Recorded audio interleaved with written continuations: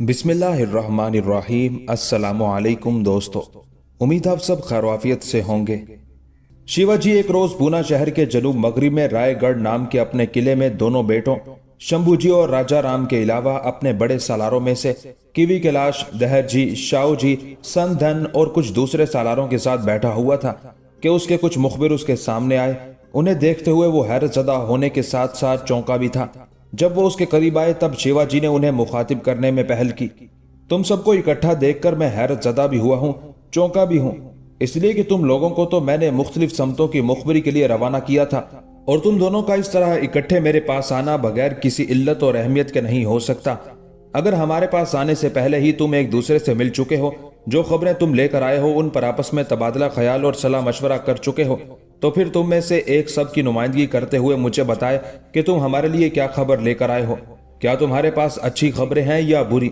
शिवाजी के उस सवाल पर आने वाले उन मुखबिरों ने सबसे पहले बड़े गौर से एक दूसरे की तरफ देखा, फिर निगाहों ही निगाहों में उन्होंने कोई फैसला किया। उसके बाद उनमें से एक शिवाजी की तरफ देखते हुए कहने लगा, मालिक, इसमें कोई शक नहीं कि हम मुख्तलिफ समतों पर मुकर्रर किए गए थे, लेकिन रायगढ़ से बाहर ही हम सब एक जगह इत्तेफाकन मिल बैठे। अब जो खबरें हम लेकर आए हैं इनके नुमाइंदे की हैसियत से वो मैं आपके सामने पेश करता हूँ। इस वक्त हम आपके लिए 3 इंतहा दर्जे की अहम खबरें लेकर आए हैं और तीनों ही अच्छी खबरें हैं। अगर उन पर अमल किया जाए तो मेरे ख्याल में हम दुश्मन को नाकाबिले तलाफी नुकसान पहुंचा सकते हैं। शिवाजी की आंखों में चमक पैदा हुई, कहने लगा, अगर तुम ऐसी खबरें लेकर आए हो तो फिर देर काहे की, बोलो वो खबरें क्या हैं? इस पर वो मुखबिर बोल उठा, मालिक, पहली खबर यह है कि औरंगजेब आलमगीर के 2 बेहतरीन सालार ओगर खान और रन-मस्त खान इन इलाकों की तरफ रवाना हो गए हैं। रन-मस्त खान रास्ते ही में ओगर खान से अलहदा होकर बीजापुर के सरहदी इलाकों की तरफ जा रहा है और वहां जो हमारे कारकुन औरंगजेब आलमगीर के इलाकों में ताख्तो ताराज कर रहे हैं, वहां वो दलेर खान के साथ मिलकर हमारे खिलाफ कार्रवाइयां करेगा, जबकि ओगर खान सिर्फ चंद दस्तों के साथ पूना का रुख करेगा, इसलिए कि वो अपने साथ जय सिंह की बेटी शीतल और उसकी बीवी दुर्गावती को लेकर आया है। ये शीतल वही है जिसके हुस्न, जिसकी खूबसूरती के चर्चे पूरे हिंदुस्तान में हैं। यहां तक कहने के बाद मुखबिर रुका, फिर अपनी बात को आगे बढ़ाता हुआ वो कह रहा था, मालिक, हम 3 खबरें लेकर आए हैं। पहली खबर मैंने कह दी है, जो जय सिंह की बेटी शीतल से मुतालिक है। इस मौके पर मैं आपसे यह भी कहना पसंद करूंगा, जो 3 खबरें हम लेकर आए हैं वो तीनों खबरें हिंदुस्तान की 3 इंतहाई खूबसूरत लड़कियों से मुतालिक हैं। एक से मुतालिक मैंने तफसील कह दी है, यानी शीतल से मुतालिक बता दिया है कि ओगर खान उसे पूना की तरफ लेकर आ रहा है। मालिक, दूसरी हसीन तरीन लड़की राधिका बाई है, जो महादेव की पहाड़ियों के करीब एक कस्बे में रहती है। उसके हुस्न और खूबसूरती के चर्चे भी पूरे हिंदुस्तान में हैं। उससे मुतालिक हम ये खबर लेकर आए हैं कि चंद दिन पहले राधिका बाई की किसी जान पहचान की और साथी लड़की ने राधिका बाई को मशवरा दिया था कि उसका हुस्न, उसकी खूबसूरती और उसकी आला शख्सियत इस काबिल है कि वो मरहटों के बादशाह शिवाजी के बेटे शंभू जी या राम जी की बीवी बने। इस मशवरे के बाद मालिक, जानते हैं राधिका बाई ने क्या जवाब दिया? उसने कहा था कि मैं शिवाजी के बेटे शंभू जी और राजा राम को अपने पांव के तलवों की मैल के बराबर भी नहीं समझती। यहां तक कहने के बाद वो मुखबिर रुका, फिर कहने लगा, मालिक, तीसरी खबर भी बड़ी अहमियत की है।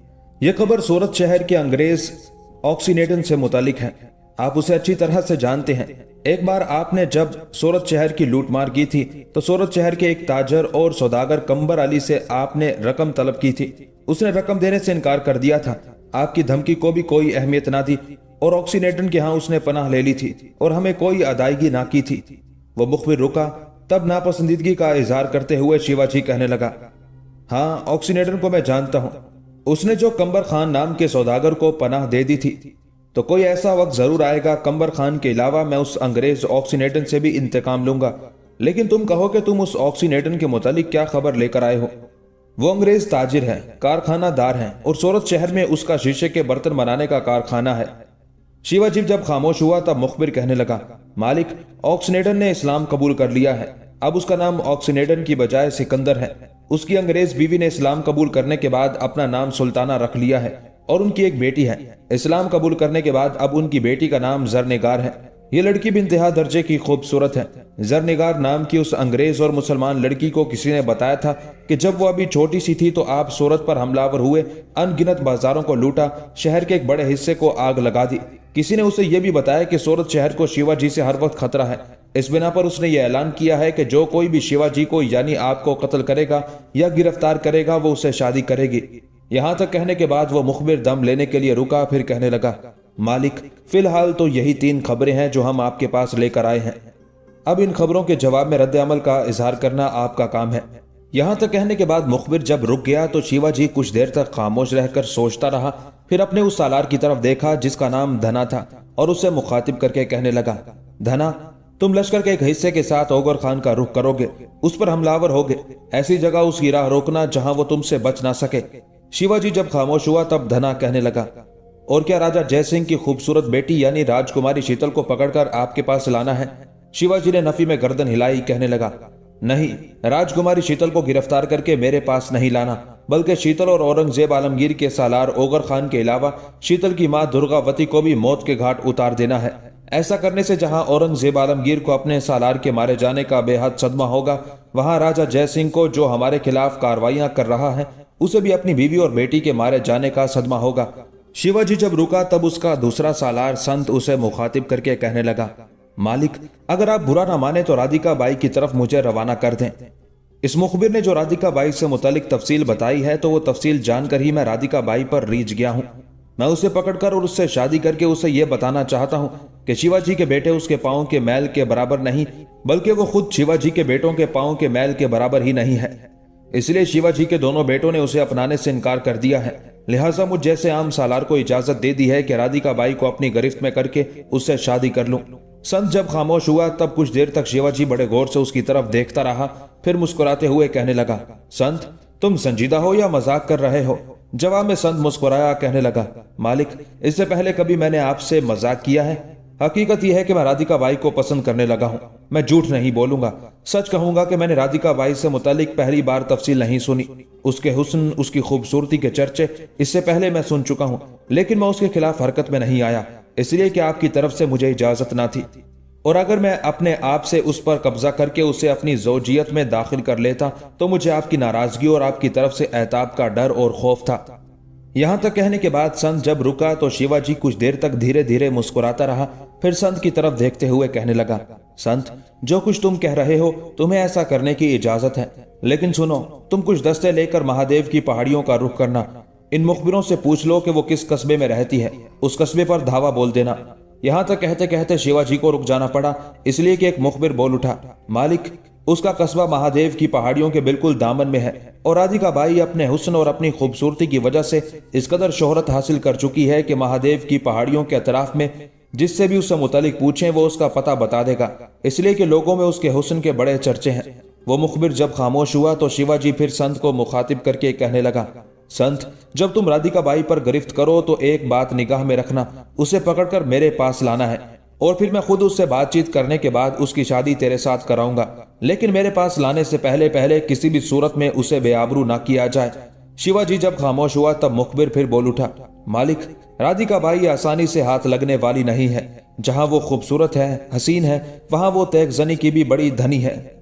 اس سے متعلق یہ بھی سنا گیا ہے کہ بڑے بڑے شاہ سواروں، بڑے بڑے تیغ زنوں کو وہ اپنے سامنے زیر کر کے رکھ دیتی ہے۔ کہتے ہیں عموماً چمڑے کا چست لباس پہنتی ہے، گھوڑے پر سوار ہوتی ہے تو رکاب میں پاؤں نہیں جماتی، جست لگا کر گھوڑے کی زین پر ہو بیٹھتی ہے۔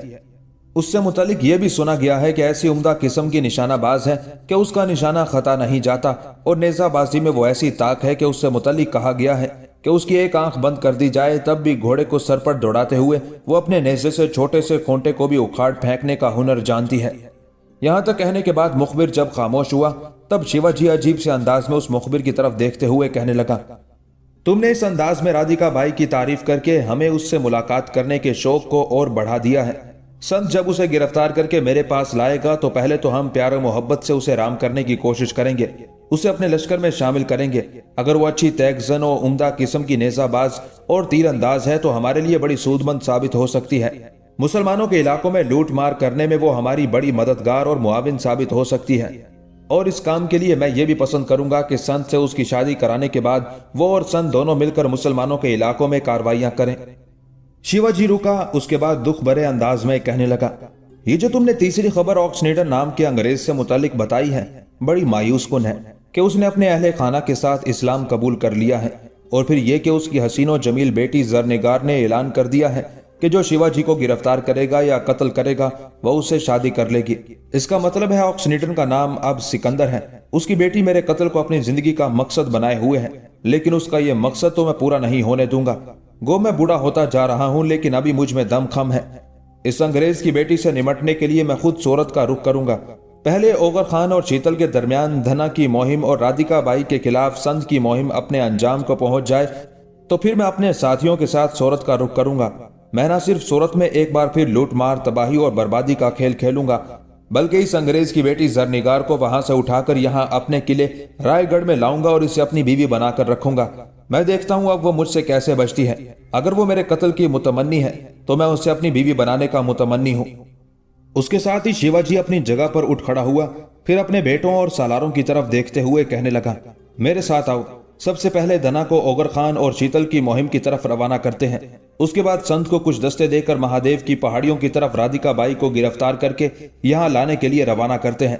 شیوا جی کے بیٹوں اور سالاروں نے اس سے اتفاق کیا، پھر سب مستقر کی طرف گئے۔ وہاں سے پہلے دھنا کو ایک لشکر دے کر اوغر خان اور شیتل کی طرف روانہ کیا گیا، جبکہ چند دستے سنت کو دے کر مہادیو کی پہاڑیوں کی طرف روانہ کیا گیا تاکہ وہ وہاں سے رادھیکا بائی کو گرفتار کر کے لائے۔ اوغر خان اپنے چند دستوں کے ساتھ درگاوتی اور شیتل کو لے کر اس شاہراہ پر سفر کر رہا تھا جو احمد آباد بڑودہ سے ہوتی ہوئی آگے بڑھ کر دریائے نرمدا کو عبور کر کے اور وہاں سے بہروچ اور سورت سے ہوتی ہوئی دریائے گوداوری کے اس پار پونا شہر کی طرف چلی گئی تھی۔ جس وقت وہ سفر کرتے ہوئے دریائے گوداوری کے اس پار ناسی کے مقام پر پہنچے تب اپنے گھوڑے کو ایڑ لگا کر شیتل اوغر خان کے قریب آئی۔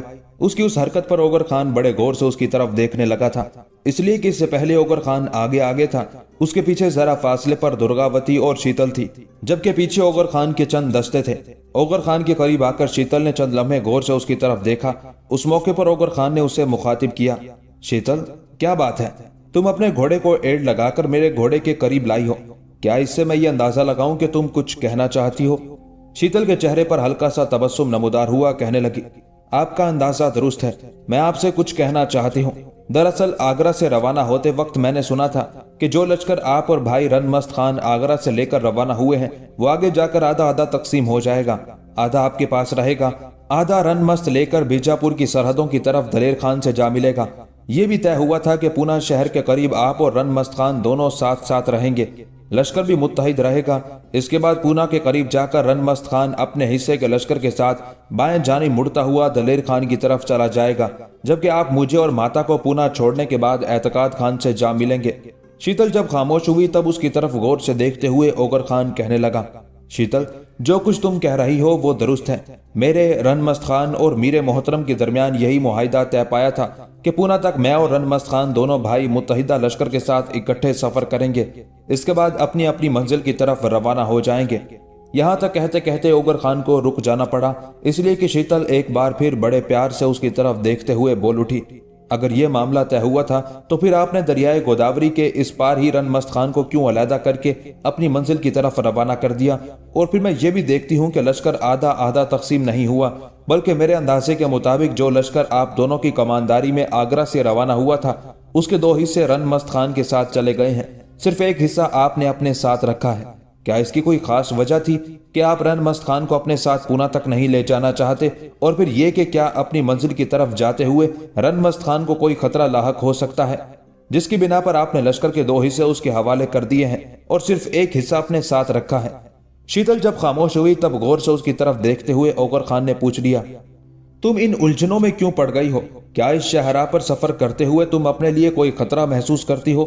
شیتل نے سر کو جھٹک دیا، پھر پیار بھرے انداز میں کہنے لگی، میں تو یہ جانتی ہوں جب تک آپ میرے اور ماتا کے ساتھ ہیں ہمارے لیے کوئی خطرہ سر نہیں اٹھا سکتا، اور پھر میں اور ماتا اس لحاظ سے بھی مطمئن ہے کہ پونا تک کا علاقہ ایک طرح سے مرہٹوں کی ترک و تاج سے محفوظ ہے، لہٰذا پونا تک میرے خیال میں ہمارے لیے کوئی خطرہ سر نہیں اٹھا سکتا۔ میں نے تو ویسے سوال کیا تھا کہ رن مست بھائی کے لیے کوئی خطرہ تو نہیں اٹھ سکتا تھا۔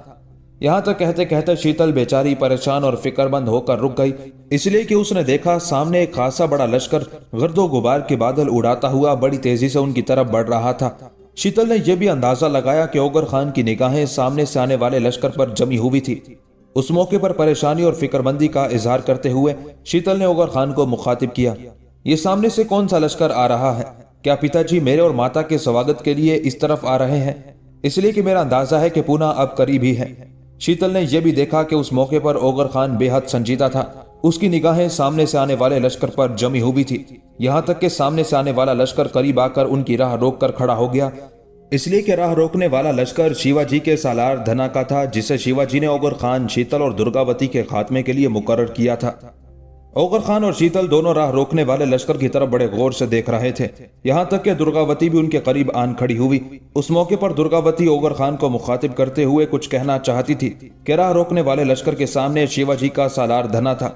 उस मौके पर बुलंद आवाज में धना ने ओगर खान को मुखातिब करते हुए कहा, ओगर खान, मैं जानता हूं तुम औरंगजेब आलमगीर के एक नायाब और बेनजीर सालार हो, पर अब तुम आगे नहीं बढ़ पाओगे और ना ही जय सिंह की पत्नी दुर्गावती और उसकी बेटी शीतल को लेकर पूना पहुंच पाओगे। देखो, मैं शिवाजी का सालार धना बोल रहा हूं। मेरे साथ जो मरहट्टों का लश्कर है उसके जिम्मे शिवाजी ने यह काम लगाया है कि तुम पर हमलावर होकर तुम्हारी, शीतल और जय सिंह की पत्नी दुर्गावती की गर्दन काट दी जाए। यहां तक कहने के बाद धना रुका, फिर दोबारा बुलंद आवाज में वो बोल उठा, ओगर खान, हम मरहट्टे ये भी जानते हैं कि इससे पहले तूने औरंगजेब के लिए बड़ी बड़ी कठिन मुहिमों को सर किया है, बड़े बड़े सरकश, बड़े बड़े जिद्दी बागियों को अपने सामने झुकने पर मजबूर किया है। पर देख, हम मरहट्टे हैं, हम मर जाएंगे, पीछे नहीं हटेंगे। मेरे लश्कर की तादाद को भी देख ले और तुम्हारे साथ जो चंद हिफाजती दस्ते हैं उनकी तादाद का भी अंदाजा लगा ले। इस सूरत हाल को सामने रखते हुए मैं तुम्हें मुखलिसाना मशवरा दूंगा कि शीतल, दुर्गावती और अपने आप को हमारे हवाले कर दो। मैं तुम तीनों की गर्दनें काटकर शिवाजी के सामने पेश कर दूंगा, और अगर तुम ऐसा नहीं करोगे तो जो इस वक्त हिफाजती दस्ते तुम्हारे साथ हैं उनमें से किसी की भी गर्दन कटने से महफूज ना रह सकेगी। शिवाजी का सालार धना जब खामोश हुआ तो खोलते लहजे में ओगर खान उसे मुखातिब करके कहने लगा, धना, मैं तुम्हारी शुजाअत और तुम्हारी दलेरी से खूब वाकिफ हूं। तुम्हारा शिवाजी जिस कदर बहादुर और शुजा है वो भी मैं खूब जानता हूं। धना, अपने दिल पर यह बात भी लिख रखना कि कुलांचे भरते वक्त में मोहब्बतों की लताफत को नफरतों की लू में तब्दील करने वाले तुम जैसे भेड़िए, शऊरे जां के सकू में बारूद भरी बदसकूनियां भरने वाले शैतान मैंने अपनी जिंदगी में बहुत देख रखे हैं। धना, वक्त के पीले समंदर में वो लोग जो जीस्त के खुशगवार लम्हों को नीस्ती के अलाव खड़े करते हैं, उनसे निमटना मैं खूब जानता हूं।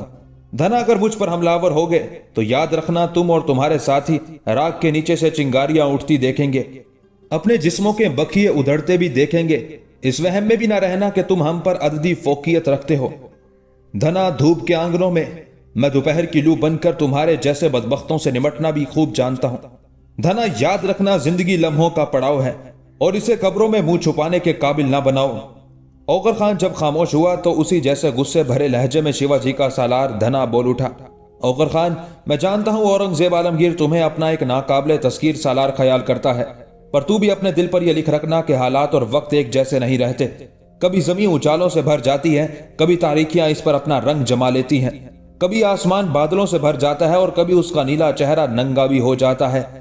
जिंदगी के सहराओं में कभी बका के खुशगवार बगोले उठते हैं और कभी मौत के खोलते सरसाम भी खड़े हो जाते हैं। यहां तक कहते कहते धना को रुक जाना पड़ा, इसलिए कि उसकी बात काटते हुए पहले से ज्यादा पुरजोश अंदाज में ओगर खान बोल उठा था, धना, मैं वक्त जाया नहीं करना चाहता। कबल इसके कि मैं तुम पर हमलावर हूं, तुम लोग अपने लिए जमीन को अपने महवर से सरकता और अपने जिस्मों को मर्ग में तहरील होता देखो। जिधर से आए हो उधर लौट जाओ। कबल इसके कि मैं तुम्हारी रूह और जान के राब्ते मुनक़ते कर दूं। कबल इसके कि वक्त की काली चट्टानों में मैं तुम्हें लबो दहन की असीरी का शिकार करूं। कबल इसके कि मैं मार मार कर तुम्हारी हालत वो करूं कि तुम लोग रोशनी और अंधेरों में तमीज करना भूल जाओ। कबल इसके कि मैं और मेरे साथी तुम लोगों पर दुख की गर्म हवाओं और हिजर की अंधी रातों के हेजान की तरह तुम पर वारिद हों और तुम लोग सहर आसार जलवों और खून आशाम अंधेरों में फर्क करना भूल जाओ। हमारी राह छोड़ दो, जिधर से आए हो उधर ही दफा हो जाओ। धना, अगर ऐसा नहीं करोगे तो जहां इस वक्त तुम अपने लश्कर के साथ मेरी राह रोके खड़े हो, यहां तुम्हें दूर दूर तक अपने साथियों की लाशें बिखरती दिखाई देंगी। उस मौके पर दुर्गावती और शीतल दोनों माँ बेटी इंतहा दर्जे की परेशानी का शिकार थी और वो अजीब से बेबसी के आलम में ओगर खान की तरफ देख रही थी। ओगर खान जब खामोश हुआ तब धना फिर बोल उठा, ओगर खान, ऐसी बातें ना करो जिन पर तुम अमल ना कर सको। तुम्हारे साथ मुट्ठी भर तुम्हारे हिफाजती दस्ते हैं जो मेरे लश्कर के सामने चंद लम्हे भी ना निकाल सकेंगे। ऐन उसी लम्हे ओगर खान ने बारी बारी अपने दाएं बाएं देखा, फिर उसके चेहरे पर हल्का सा तबस्सुम नमूदार हुआ।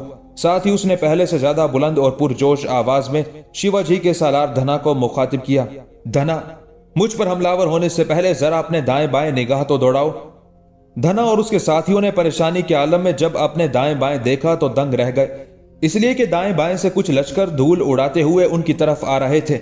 ये सूरत हाल देखते हुए धना परदेश के बेमहर रास्तों पर रुसवाइयों सा उदास, बख्त के तपते रन की धरती पर निराश तन्हाइयों के सायों सा अफसुर्दा, जीवन खुशियों के सरमदी धुन में आदर्श के भस्मशुदा अंबोह से भी ज्यादा मलूल व मगमूम होकर रह गया था। उस मौके पर पुरजोश अंदाज में ओगर खान ने फिर धना को मुखातिब किया, जरा दाएं बाएं से धूल उड़ाते मेरे लश्करियों की तरफ गौर से देखो। मुझे तुम्हारे साथ टकराव में हिस्सा लेने की जरूरत ही महसूस नहीं होगी। दाएं बाएं से आने वाले मेरे लश्करी तुम्हें और तुम्हारे साथियों को पीस कर रख देंगे। शिवाजी के सालार धना ने जब ये सूरत हाल देखी तो उसने अपने लश्कर में पसपाई के बगल बजवा दिए, साथ ही अपने लश्कर को समेटता हुआ भाग खड़ा हुआ। लेकिन अब भागना इतना आसान भी नहीं था।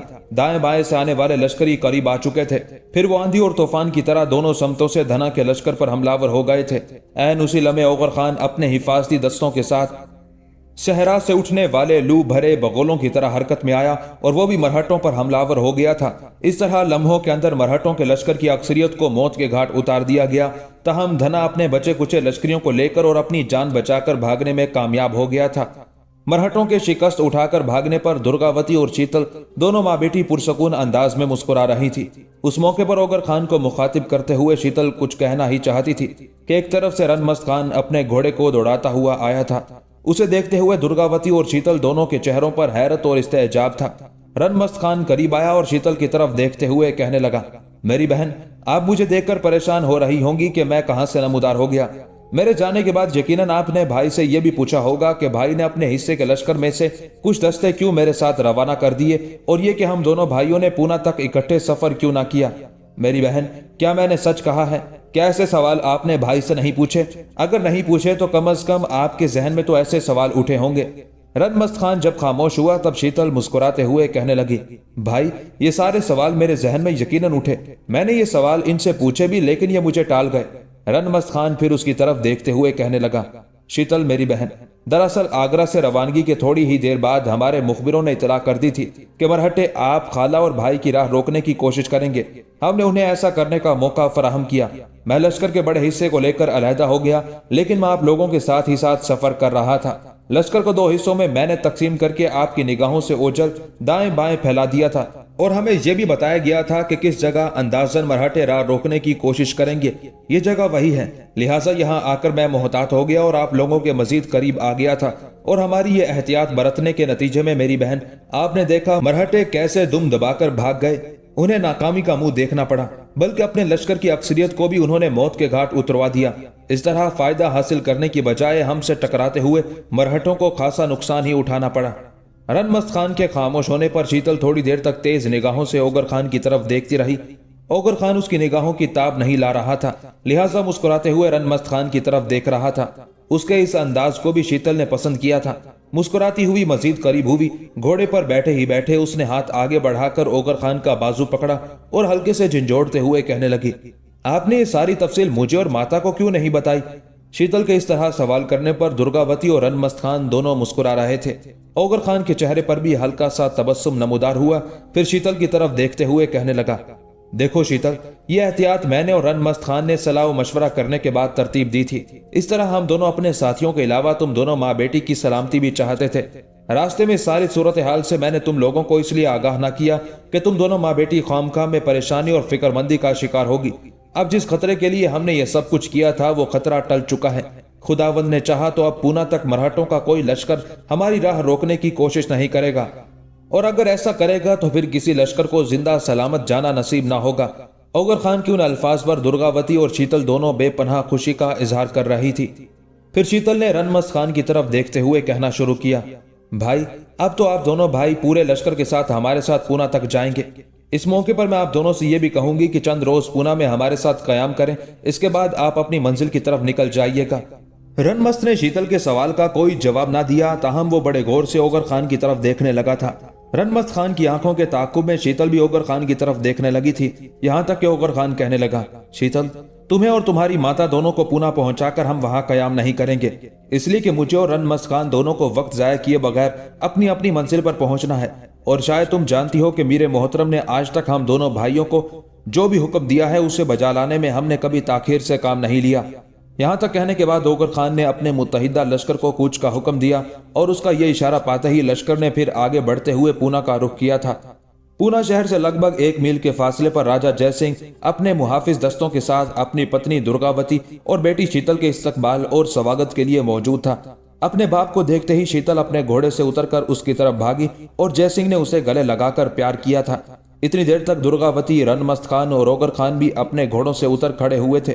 ओगर खान और रनमस्त खान से भी बारी बारी जय सिंह बगलगीर होकर मिला। उस मौके पर ओगर खान ने जय सिंह को मुखातिब किया, शायद आपको पहले से इतला हो चुकी होगी कि रनमस्त खान को उसके हिस्से के लश्कर के साथ दलेर खान की तरफ जाना है और मैंने आजम शाह का रुख करना है। पूना तक आने का मकसद खाला और शीतल को आप तक पहुंचाना था। अब हम आपसे इजाजत लेंगे और अपनी अपनी मंजिल का रुख करेंगे। ओगर खान के उन अल्फाज पर शीतल परेशान हो गई थी। चौंकने के अंदाज में उसकी तरफ देखने लगी थी। उसके चेहरे पर परेशानियां और हैरानियां भी रक्स कर गई थी। अपनी बेटी की हालत देखते हुए जय सिंह किसी कदर परेशान हो गया था। उस मौके पर दुर्गावती आगे बढ़ी, जय सिंह के कान के करीब मुंह ले गई। थोड़ी देर तक उसके साथ खुसर फुसर करती रही, जिसे सुनकर जय सिंह मुस्कुराता रहा। फिर जब दुर्गावती पीछे हटी तो जय सिंह ने अपने दोनों बाजू फैलाए और ओगर खान की तरफ देखते हुए कहने लगा, बेटे, पहले मेरे करीब आओ और मेरी बात सुनो। ओगर खान आगे बढ़ा। जय सिंह ने उसे अपने साथ लिपटा लिया, फिर अपना मुंह उसके कान के करीब ले गया और मुस्कुराते हुए सरगोशी में कहने लगा, ओगर खान, तुम जैसे नौजवान बहुत कम माँ बाप को नसीब होते हैं। शीतल की माँ मेरे कान में सब कुछ बता चुकी है। मुझे ये जानकर बेहद खुशी हुई है कि शीतल तुम्हें पसंद करती है और तुम्हें अपनी जिंदगी का साथी बनाने का फैसला कर चुकी है। देखो बेटे, मैं जानता हूं तुम और रनमस्त खान यहाँ रुकोगे नहीं। रवानगी से पहले मैं तुम्हारे जहन में ये बात डालना चाहता हूं कि आज से शीतल मेरे पास तुम्हारी अमानत है। बेटे, जब भी तुम उससे शादी करना चाहोगे हम उसके लिए तैयार होंगे। यहाँ तक कहने के बाद जय सिंह ने रनमस्त खान की तरफ देखा, फिर ओगर खान को मुखातिब करके कहने लगा, ओगर खान, जो कुछ मैंने तुमको कहा है वो रनमस्त को भी बता देना। इस पर रनमस्त करीब हुआ और कहने लगा, खुदा झूठ ना बुलवाए, जो कुछ आपने कहा है मेरा दिल कहता है कि मैं जान गया हूँ। यकीनन आपने यही कहा होगा कि आप भाई और शीतल के रिश्ते को मंजूर करते हैं। जय सिंह ने हल्की सी चपत रनमस्त के गाल पर लगाई, कहने लगा, रनमस्त, तुम्हारा अंदाजा दुरुस्त है। आज से शीतल मेरे पास ओगर खान की अमानत है। फिर जय सिंह ने हाथ के इशारे से शीतल को बुलाया। शीतल बेपनाह खुशी का इजहार करते हुए आगे बढ़ी। शीतल को जय सिंह ने अपने बाजू में लिया। अब उसके दाएं बाजू के हल्के में ओगर था और उसके बाएं बाजू के हल्के में शीतल थी। फिर उन दोनों को मुखातिब करते हुए जय सिंह कहने लगा, मेरे बच्चों, आज से तुम दोनों एक दूसरे के हो। शीतल, मैंने ओगर खान से जो कुछ कहना था वो कह चुका।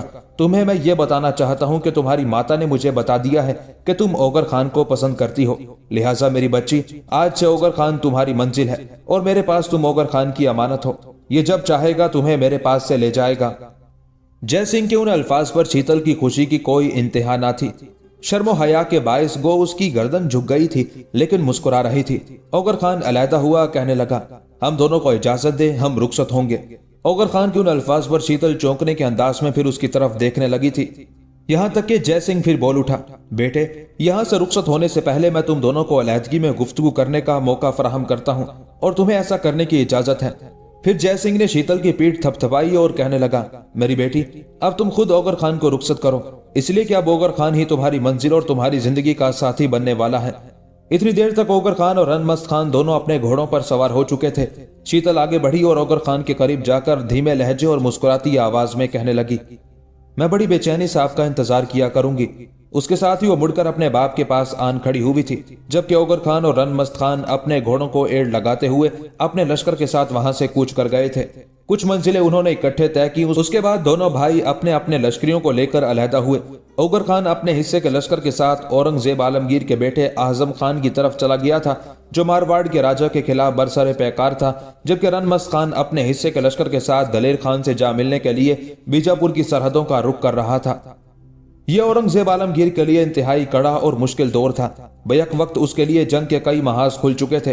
गो इससे पहले वो बंगाल और बिहार के इलाकों पर अपनी गिरफ्त मजबूत और मुस्तहकम कर चुका था।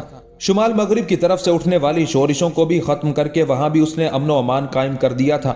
सिखों को भी उसने जेर कर लिया था। लेकिन अब दक्कन में हालात अबतर थे और दक्कन में इस वक्त 3 बड़े बड़े महाज थे। एक मारवाड़ का महाज था। दुर्गादास मुसलमानों के खिलाफ बरसरे पैकार था। दुर्गादास से निमटने के लिए औरंगजेब आलमगीर ने अपने बेटे अकबर को एक लश्कर के साथ भेजा हुआ था और अकबर के साथ औरंगजेब आलमगीर का एक बेहतरीन सालार तहवर खान भी था, जो अकबर के नायब की हैसियत से भी काम कर रहा था। ये तहवर खान औरंगजेब आलमगीर के उस बुजुर्ग सालार का दामाद था जिसे औरंगजेब आलमगीर ने मीर जुमला के साथ बंगाल के हालात दुरुस्त करने के लिए रवाना किया था। दूसरा महाज मेवाड़ के राजा का था। मेवाड़ का राजा राज सिंह अक्सर व बेशतर मारवाड़ के लश्करियों की मदद करता रहा था और अब वो कोहिस्तानी सिलसिलों में रूपोश हो चुका था और वहां से निकलकर मुसलमानों के खिलाफ उसने छापामार जंग की इब्तिदा कर रखी थी। उसका मुकाबला औरंगजेब आलमगीर का बेटा आजम खान कर रहा था। तीसरा बड़ा महाज बीजापुर की सल्तनत का खुल गया था। बीजापुर के गैर जिम्मेदार हुक्मरान भी मुसलमान होते हुए औरंगजेब के इलाकों पर हमलावर हो चुके थे और अंदर ही अंदर एक तरह से औरंगजेब आलमगीर के खिलाफ मरहटों की तरफदारी भी कर रहे थे। लिहाजा बीजापुर वालों से निमटने के लिए औरंगजेब ने दलेर खान को भेजा था और दलेर खान की मदद के लिए अब रन मस्त पहुंच चुका था। दूसरी तरफ मेवाड़ के राजा राज सिंह के खिलाफ हरकत में आने के लिए ओगर खान आजम खान के पास पहुंच चुका था। चौथा बड़ा महाज मरहटों का था। उसे एक महाज नहीं समझना चाहिए था, इसलिए कि मरहटों के लश्कर की तादाद बहुत ज्यादा थी और मरहटों के पेशवा शिवाजी ने अपने लश्कर को अनगिनत हिस्सों में तकसीम करने के बाद उनके कमांडर अपने सालार मुकर्रर किए थे और उन सालारों ने मुख्तलिफ जगहों पर हमलावर होते हुए एक तरह से टिड्डी दिल की तरह लूट मार का बाजार गर्म कर रखा था। उन मरहटों की राह रोकने के लिए औरंगजेब आलमगीर ने अपने सालार एतकाद खान को भेजा हुआ था। एतकाद खान वही था जो इससे पहले दलेर के साथ बंगाल की मुहिमों में हिस्सा लेता रहा था। अब एतकाद खान के जिम्मे सिर्फ ये काम था कि एक जगह पड़ाव करने के बाद अपने आप को दिफा तक महदूद रखे और मरहटों को आगे ना बढ़ने दे, सिर्फ उन पर निगाह रखे, उन्हें लूट मार से रोकने की कोशिश करे ताकि वो जारहियत इख्तियार ना करें। दरअसल औरंगजेब आलमगीर चाहता था कि जब उसका बेटा आजम खान औगर खान के साथ मिलकर मेवाड़ के राजा राज सिंह को अपने सामने जेर कर लेगा तो हो सकता है इतनी देर तक मारवाड़ की मुहिम से उसका बड़ा बेटा अकबर और सालार तहवर खान भी फारिग हो जाएं और फिर सारी कुव्वतों को यकजा करके मरहटों के खिलाफ इस्तेमाल किया जाएगा। महादेव की पहाड़ियों के करीब एक किला नुमा हवेली के अंदर एक नौजवान भागता हुआ दाखिल हुआ था। उस वक्त हवेली के बाएं हिस्से में जो बाग था वहां 3 अफराद बैठे हुए थे। एक हसीनो जमील राधिका बाई का बाप किरत सिंह, दूसरी उसकी मां लाल कुमारी और तीसरा उसका भाई किशन सिंह था। जो शख्स भागता हुआ हवेली में दाखिल हुआ था वो सीधा उन तीनों की तरफ गया। वो तीनों उसे इस हालत में देखते हुए चौंके थे। वो अपनी जगह पर उठ खड़े हुए थे। भाग कर आने वाला उनके पास गया, फिर अपनी फूली हुई सांस में राधिका बाई के बाप किरत सिंह को मुखातिब करके कहने लगा, ठाकुर, राधिका को यहां से भगाने वाली बात करो। अगर ताखीर की गई तो याद रखना शिवाजी का सालार संत उसे पकड़ कर ले जाएगा। देखो, संत एक लश्कर के साथ इन वादियों का रुख कर रहा है। अनकरीब वो यहाँ वारिद होगा। वो राधिका को गिरफ्तार करने वाले हैं। राधिका को अपने साथ ले जाएंगे, इसलिए कि मरहटों के यहाँ राधिका के हुस्न और उसकी खूबसूरती के चर्चे हो चुके हैं। इस बिना पर संत ने शिवाजी से कहा था कि वो राधिका को गिरफ्तार करना चाहता है और गिरफ्तार करके उससे शादी करने का ख्वाहिशमंद है।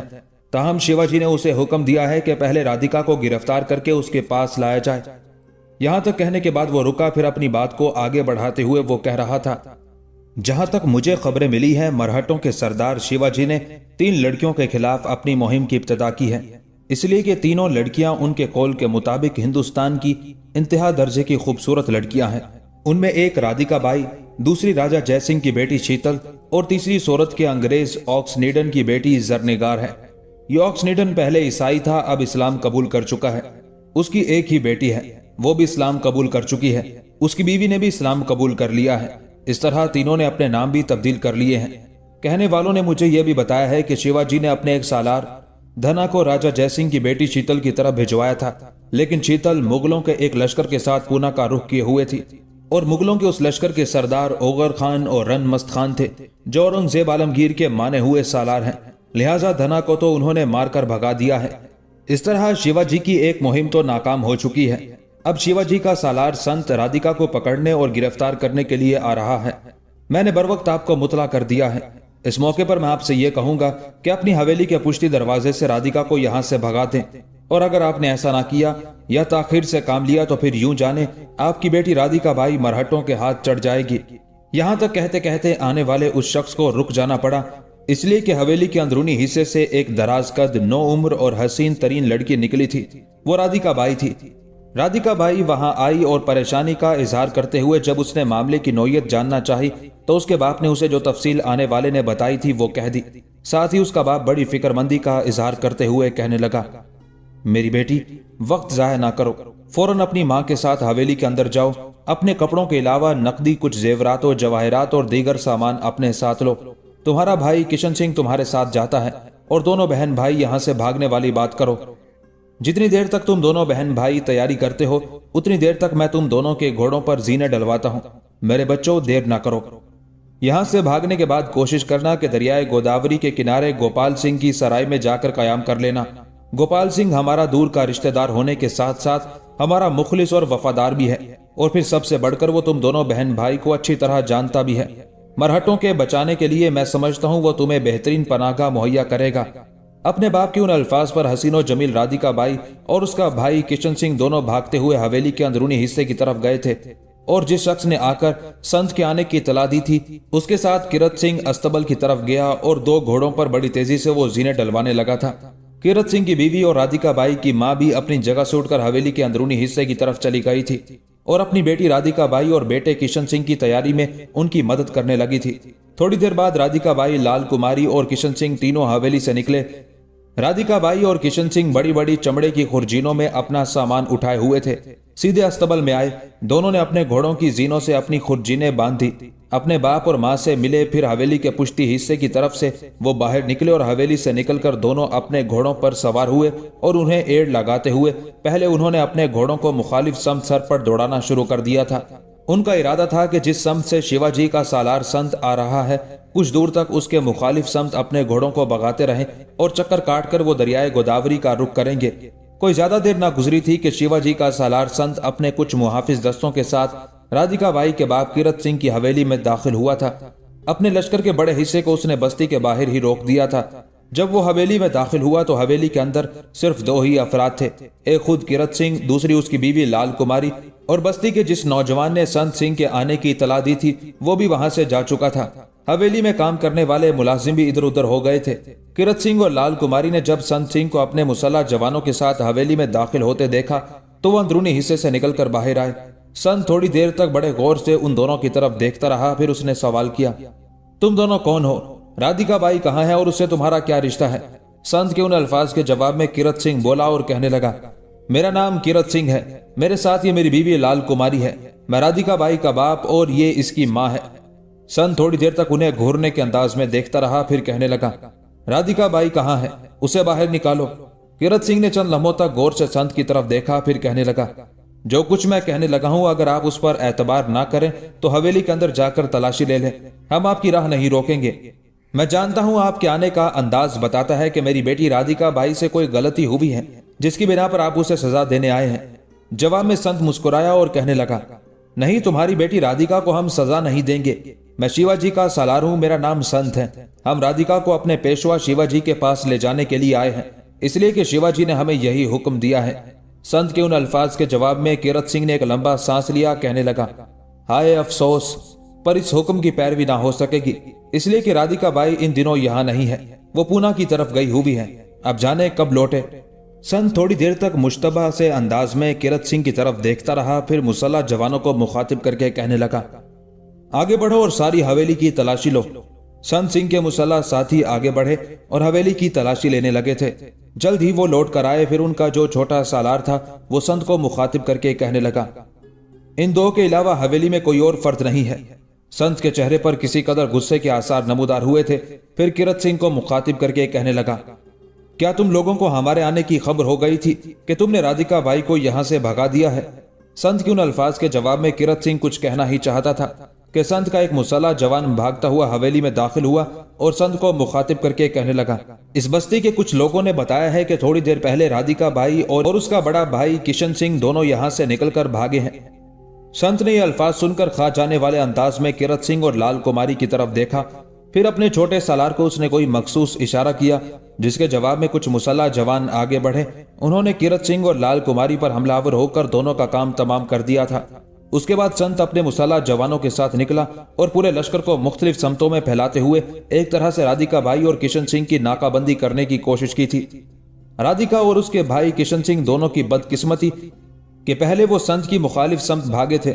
उन्होंने यही समझा कि संत उनकी आबादियों में दाखिल होकर तलाशी वगैरह लेगा और वापस चला जाएगा और इतनी देर तक वो मुड़ेंगे और जिन शहराओं की तरफ से संत आया है उन्हीं पर होते हुए दरियाए गोदावरी के किनारे गोपाल सिंह की सराय की तरफ चले जाएंगे। लेकिन संत ने राधिका के बाप किरत सिंह और उसकी मां लाल कुमारी का खात्मा करने के बाद जब चारों तरफ अपने साथी फैला दिए तब एक तरह से राधिका और किशन दोनों बहन भाई उनके घेराव में आ गए थे। और जब ये घिराव तंग होता चला गया तब एक उजाड़ से मकाम पर राधिका और किशन दोनों बहन भाई को गिरफ्तार करके संत के सामने पेश किया गया। राधिका बाई की गिरफ्तारी पर संत ने बेपनाह खुशी का इजहार किया। जब उन दोनों बहन भाई को उसके सामने पेश किया गया तब कुछ देर तक बड़े गौर इन्हेमाक और प्यार से संत राधिका की तरफ देखता रहा, फिर अपनायत भरे लहजे में उसे मुखातिब करके कहने लगा, आखिर तुम दोनों बहन भाई ने मेरा सुनकर भागने की कोशिश क्यों की? उस मौके पर राधिका कुछ कहना चाहती थी कि उसका भाई किशन सिंह बोल उठा, दरअसल हमारे जहन में किसी ने ये बात डाल दी थी कि आप मेरे और मेरी बहन के कत्ल के दर पे हैं। इस बिना पर हम अपने माँ बाप को बताकर भाग खड़े हुए। किशन सिंह जब खामोश हुआ तब राधिका ने लम्हा भर के लिए अपने भाई की तरफ घूरने के अंदाज में देखा, फिर वो संत को नफरत भरे अंदाज में मुखातिब करते हुए कहने लगी, मेरे भाई ने जो कुछ कहा है वो गलत है। इसने तुम्हें टालने की कोशिश की है। दरअसल मुझे बताया गया था कि तुम मुझे हासिल करके मुझसे शादी करना चाहते हो और मैं तुम जैसे भेड़ियों और गलीस इंसानों को पसंद नहीं करती। इस बिना पर भाग खड़े हुए। जो कुछ तू मेरा बिगाड़ना चाहता है बिगाड़ ले। राधिका की उस जुर्रत खेज गुफ्तगू पर थोड़ी देर के लिए संत हैरत और ताज्जुब से उसकी तरफ देखने लगा था, ताहम दर गुजर कर गया। राधिका को मुखातिब करके कुछ कहना चाहता था कि राधिका फिर बोल उठी और उससे मुखातिब करके कहने लगी, तुम क्या समझते हो कि तुम मुझे हासिल कर लोगे? देखो, तुम जैसे इंसान अगर 1000 बार भी अपने घुटने टेक कर अपना सर मेरे पांव पर रखें और मुझसे जीवन साथी बनने की भीख मांगे तो मैं हर बार उनके सर पर पांव की ठोकर मारकर भगा दूं। राधिका की उस गुफ्तगू से संत ताव खा गया था। कहने लगा, ये तो वक्त बताएगा तुम हमें पांव की ठोकर मारकर हटाती हो या हम तुम्हें अपने पांव की ठोकर पर रखते हैं। फिर संत ने मगरिब की तरफ देखा। सूरज गरूब हो रहा था। फिजाओं के अंदर तारीकियां फैलना शुरू हो गई थी। अपने लश्कर को उसने वहां पड़ाव करने का हुक्म दे दिया था और उस हुक्म के मिलते ही देखते वहां खेमे नस्ब होना शुरू हो गए थे। उस मौके पर संत ने अपने किसी नायब की तरफ देखा और उसे मुखातिब करके कहने लगा, इन दोनों बहन भाई को एक खेमे में बंद कर दो। इनके घोड़े भी इनके साथ रहने दो। घोड़ों के साथ जो इनका सामान है ये भी इनके खेमे में रख दो और दोनों के हाथ कसकर पुश्त की तरफ बांध देना। ताहम जब खाना तैयार हो तो कुछ मुसल्ला जवान इन्हें खाना खिलाने के लिए जाएं। खाने के वक्त इन दोनों के हाथ खोल दिए जाएं और खाना खिलाने के बाद फिर इन दोनों के हाथ बांध दिए जाएं। यहां तक कहने के बाद संत रुका, एक बार फिर गौर से राधिका की तरफ देखा, उसके बाद उसे मुखातिब करके कहने लगा, मैं तुम्हें सुबह तक सोचने का मौका देता हूं। मैं तुम दोनों बहन भाई को कत्ल नहीं करूंगा, इसमें कोई शक नहीं। मैं तुम्हें पसंद करता हूं, तुमसे शादी करने का ख्वाहिशमंद हूं। अगर तुम मेरे साथ शादी करने के लिए रजामंद हो जाओ तो फिर मैं आने वाले दिन को यहाँ से कूच करूंगा। तुम्हें लेकर शिवाजी के पास जाऊंगा और शिवाजी ने मेरे साथ वादा किया हुआ है कि अगर मैं तुम्हें पकड़कर उसके पास लाऊं तो वो तुम्हें मुझसे ब्याह देगा। लिहाजा तुम्हारे पास सुबह तक सोचने का वक्त है। अगर तुम मेरे साथ शादी पर रजामंद होगी तो मैं तुम्हें इज्जत और एहतराम के साथ शिवाजी के पास लेकर जाऊंगा और वो हम दोनों की शादी का एहतमाम कर देगा। अगर तुम इस पर रजामंद ना हुई तब भी मैं तुम्हें शिवाजी के पास ले जाऊंगा और तुम दोनों बहन भाई से नफरत का इजहार करते हुए शिवाजी से कहूंगा कि तुम दोनों को इबरतनाक सजा दी जाए। अब फैसला तुम्हारे हाथ में है। चाहे मोहब्बत भरी जिंदगी का चुनाव कर लो, चाहे कठिनाइयों भरी मौत का अपने लिए इंतखाब कर लो।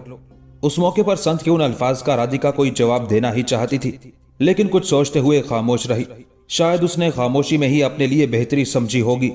दोनों बहन भाई के खामोश रहने पर संत ने अपने नायब को इशारा किया, जिस पर उन दोनों को लेकर वो एक खेमे की तरफ चला गया था। दोनों को एक खेमे के करीब लाया गया। संत के नायब ने उन्हें हुक्म दिया कि वो खेमे के खोंटों के साथ अपने घोड़ों को बांध दें। किशन और राधिका ने ऐसा ही किया और घोड़ों की जीनों से लटकती हुई अपनी चर्मी खुरजीने उन्होंने अपने कांधों से लटका ली थी। फिर संत का नायब अपने मुसल्ला जवानों के साथ उन दोनों बहन भाइयों को खेमे के अंदर ले गया और उन्हें खेमे में बिठाने के बाद दोनों के हाथ कसकर पुश्त पर बांध दिए थे। साथ ही खेमे के दोनों तरफ मुसल्ला जवानों का पहरा बिठा दिया गया था। खाने के वक्त दोनों बहन भाई के हाथ खोले गए, उन्हें खाना खिलाया गया और खाना खिलाने वाले फिर उनके हाथ पुश्त पर बांधकर चले गए थे। इस तरह दोनों बहन भाई खामोशी के साथ खेमे के अंदर पड़े रहे, लेकिन जागते रहे। जबकि खेमे के दोनों तरफ दो मुसल्लह जवान बरहना तलवारें लिए उनकी निगरानी करने लगे थे। रात जब अपना आधा सफर तय करने के करीब पहुंची तब भी राधिका और किशन दोनों बहन भाई जाग रहे थे। उस मौके पर उन्हें मुख्तलिफ आवाजें सुनाई देने लगी थी। राधिका अपना मुंह किशन के कान के करीब ले गई और उसे मुखातिब करके कहने लगी, मेरे भाई ये आवाजें कैसी आ रही हैं? इस पर किशन कहने लगा, ये इन मरहटों का पड़ाव है। मेरे ख्याल में पड़ाव के अतराफ में और पड़ाव के अंदर भी कुछ सवार घूमते हुए अपने लश्कर की हिफाजत के लिए पहरा दे रहे हैं। राधिका कुछ देर खामोश रहकर सोचती रही। दोबारा उसने बड़ी राजदारी से किशन सिंह को मुखातिब किया, भाई इस हालत से हम फायदा उठाकर यहां से भागने में कामयाब हो सकते हैं। किशन ने चौंकने के अंदाज में पूछ लिया, वो कैसे मेरी बहन?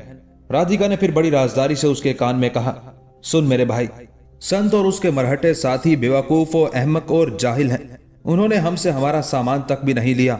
जानते हो हम दोनों की खुर्जीनों में इंतहा दर्जे का कीमती सामान है। खासकर मेरी खुर्जीन में तो सोने के सिक्कों के अलावा इंतहा दर्जे के कीमती जवाहरात भी हैं। दूसरी हमाकत उन्होंने ये की है कि हम दोनों बहन भाई के घोड़े भी हमारे खेमे के खोंटों के साथ बांध कर चले गए हैं। अब मैं चाहती हूँ जिन रस्सियों से उन्होंने हमारे हाथ बांधे हैं वो काटें। बड़ी राजदारी के साथ खेमे के एक तरफ मैं निकलूंगी, दूसरी तरफ मेरे भाई तुम निकलना। एकदम पहरेदारों पर झपटकर और उनके मुंह पर हाथ रखते हुए उन्हें खींचकर खेमे के अंदर ले आएंगे। उनका गला घोंटकर उनका खात्मा कर देंगे। फिर दोनों बहन भाई उनका लिबास पहनकर लश्कर के अंदर जो मरहटे पहरा दे रहे हैं उनके अंदर शामिल हो जाएंगे। फिर मौका पाते ही दरियाए गोदावरी की तरफ भाग खड़े होंगे। इस वक्त रात आदि के करीब जाने वाली है। अगर हम सुबह तक अपने घोड़ों को सर पर दौड़ाते हुए दरियाए गोदावरी की तरफ बढ़ते रहें तो सन तो क्या उसका बाप भी हम पर गिरफ्त करने में कामयाब ना हो सकेगा। यहां तक कहने के बाद राधिका रुकी, फिर किशन को मुखातिब करते हुए कहने लगी, मेरे भाई हम दोनों की पेटियों के साथ तलवारें और खंजर इसी तरह हैं। इन अहमकों ने वो भी हमसे नहीं लिए। मेरे ख्याल में ये खुद चाहते हैं कि हम यहां से भाग जाएं। तुम ऐसा करो, मेरी पुश्त से पुश्त मिलाकर इस तरह बैठो कि मेरे दोनों हाथ तुम्हारे खंजर के दस्ते के करीब आ जाएं। इस तरह मैं तुम्हारा खंजर निकालकर तुम्हारे हाथों की रस्सियां काटती हूं। इसके बाद तुम मेरी रस्सियां काट देना। किशन के चेहरे पर मुस्कुराहट नमूदार हुई। कहने लगा, राधिका मेरी बहन, तू है बहुत अक्लमंद। जिस कदर तू खूबसूरत है ऐसी ही तू दानिशमंद भी है। अगर मैं अकेला होता तो शायद मैं यहां से कभी ना भाग सकता, लेकिन मुझे लगता है तेरी अक्लमंदी, तेरी दानिशमंदी तेरे साथ मेरी भी हिफाजत करती रहेगी। उसके बाद दोनों बहन भाई एक दूसरे के साथ पीठ मिलाकर बैठ गए। राधिका ने टटोलते हुए किशन का खंजर निकाला। पहले फल पर उंगलियां फेरते हुए धार की समत का जायजा लिया, फिर खंजर को इस अंदाज में अपने दोनों हाथों में पकड़ लिया कि उसकी धार किशन की तरफ थी। किशन ने भी धार का अंदाजा लगाया। फिर धार के दाएं बाएं अपने दोनों हाथ रखते हुए उसने रस्सी को खंजर की धार पर रगड़ना शुरू कर दिया था। खंजर ने लम्हों के अंदर रस्सियों को काट दिया था। अपने हाथ से बंधी हुई रस्सियां खोलने के बाद किशन सीधा होकर बैठा, खंजर संभाला और राधिका के हाथों की रस्सियां भी काट दी।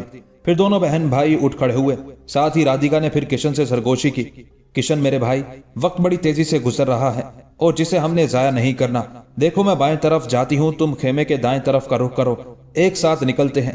पहरेदारों पर झपटकर उनके मुंह पर हाथ रखकर उन्हें खेमे के अंदर ले आते हैं। किशन ने उससे इत्तेफाक किया।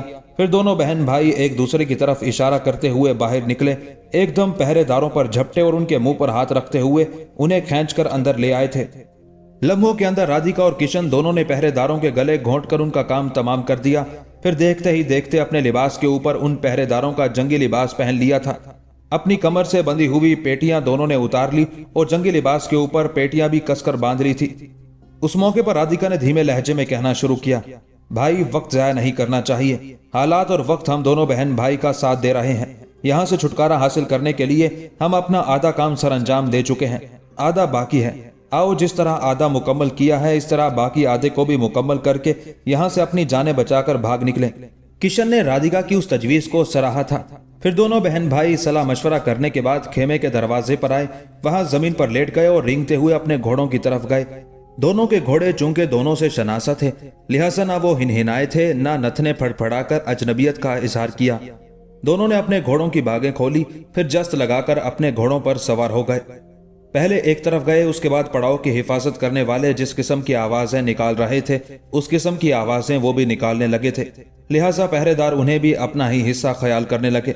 आहिस्ता आहिस्ता दोनों बहन भाई खेमागाह से एक तरफ हो लिए थे।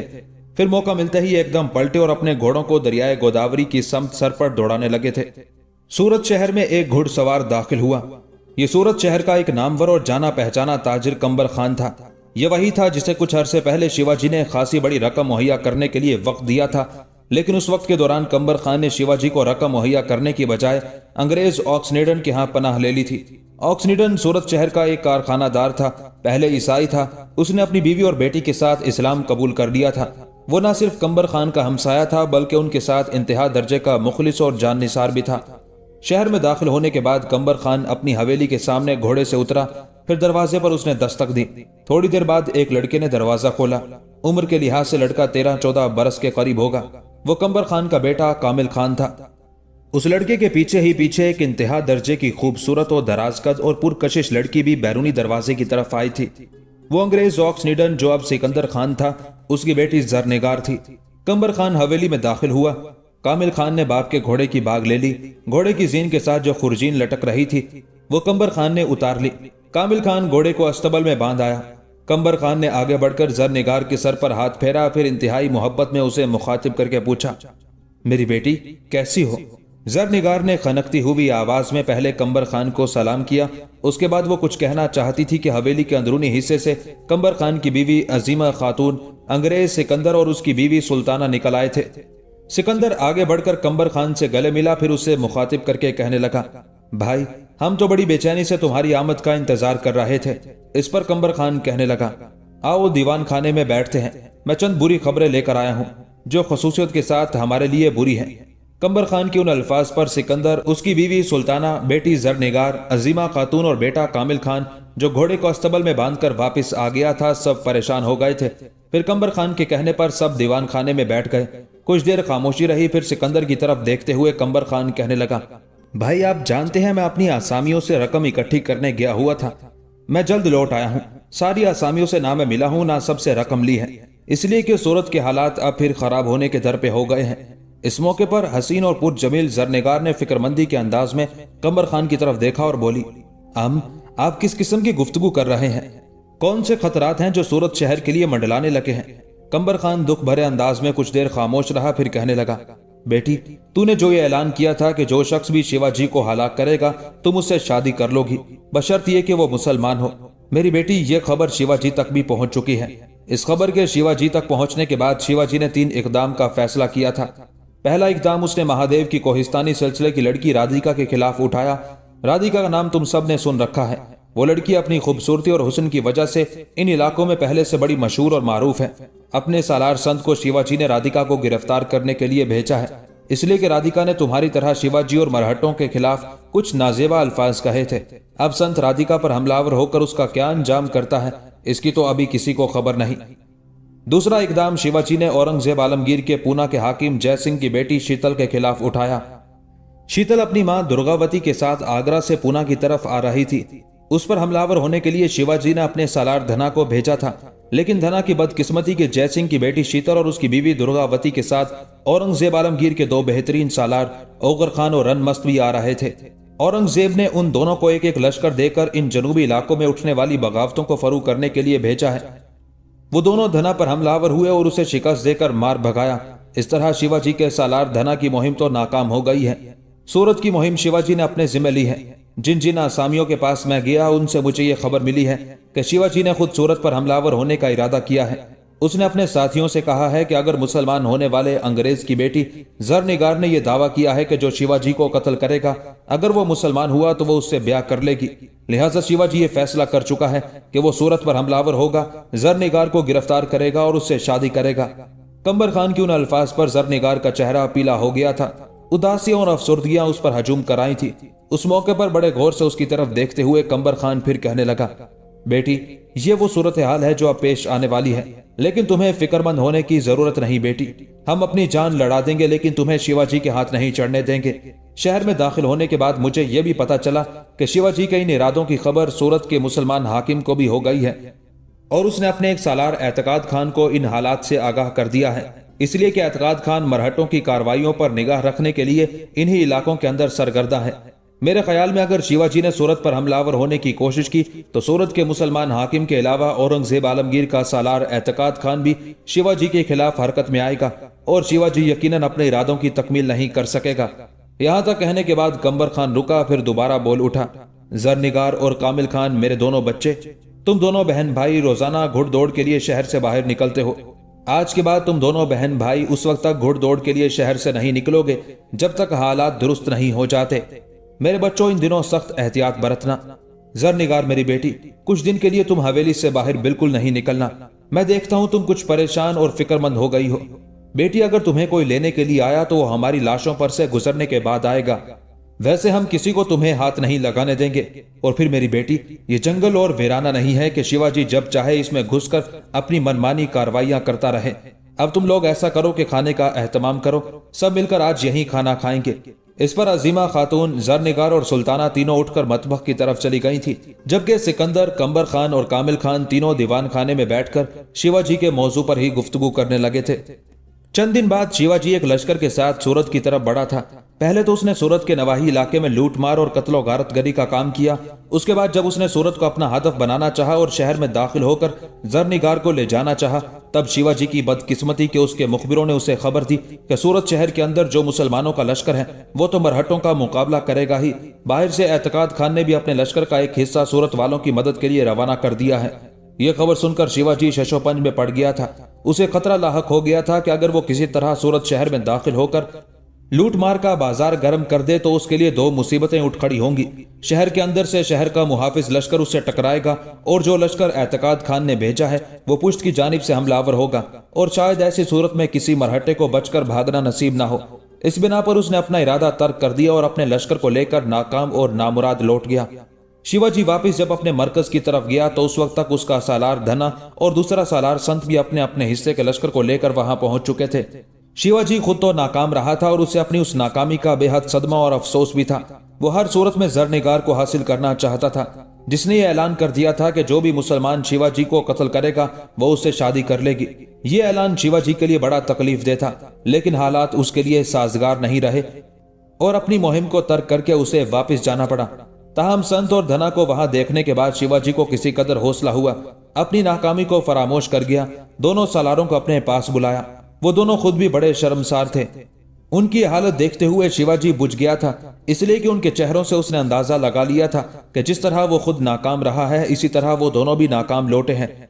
उसके बाद शिवाजी ने जब उनसे उनकी मुहिम से मुतालिक तफसील जानना चाही तो उन दोनों ने यके बाद दीगरे बारी बारी तफसील कह दी थी।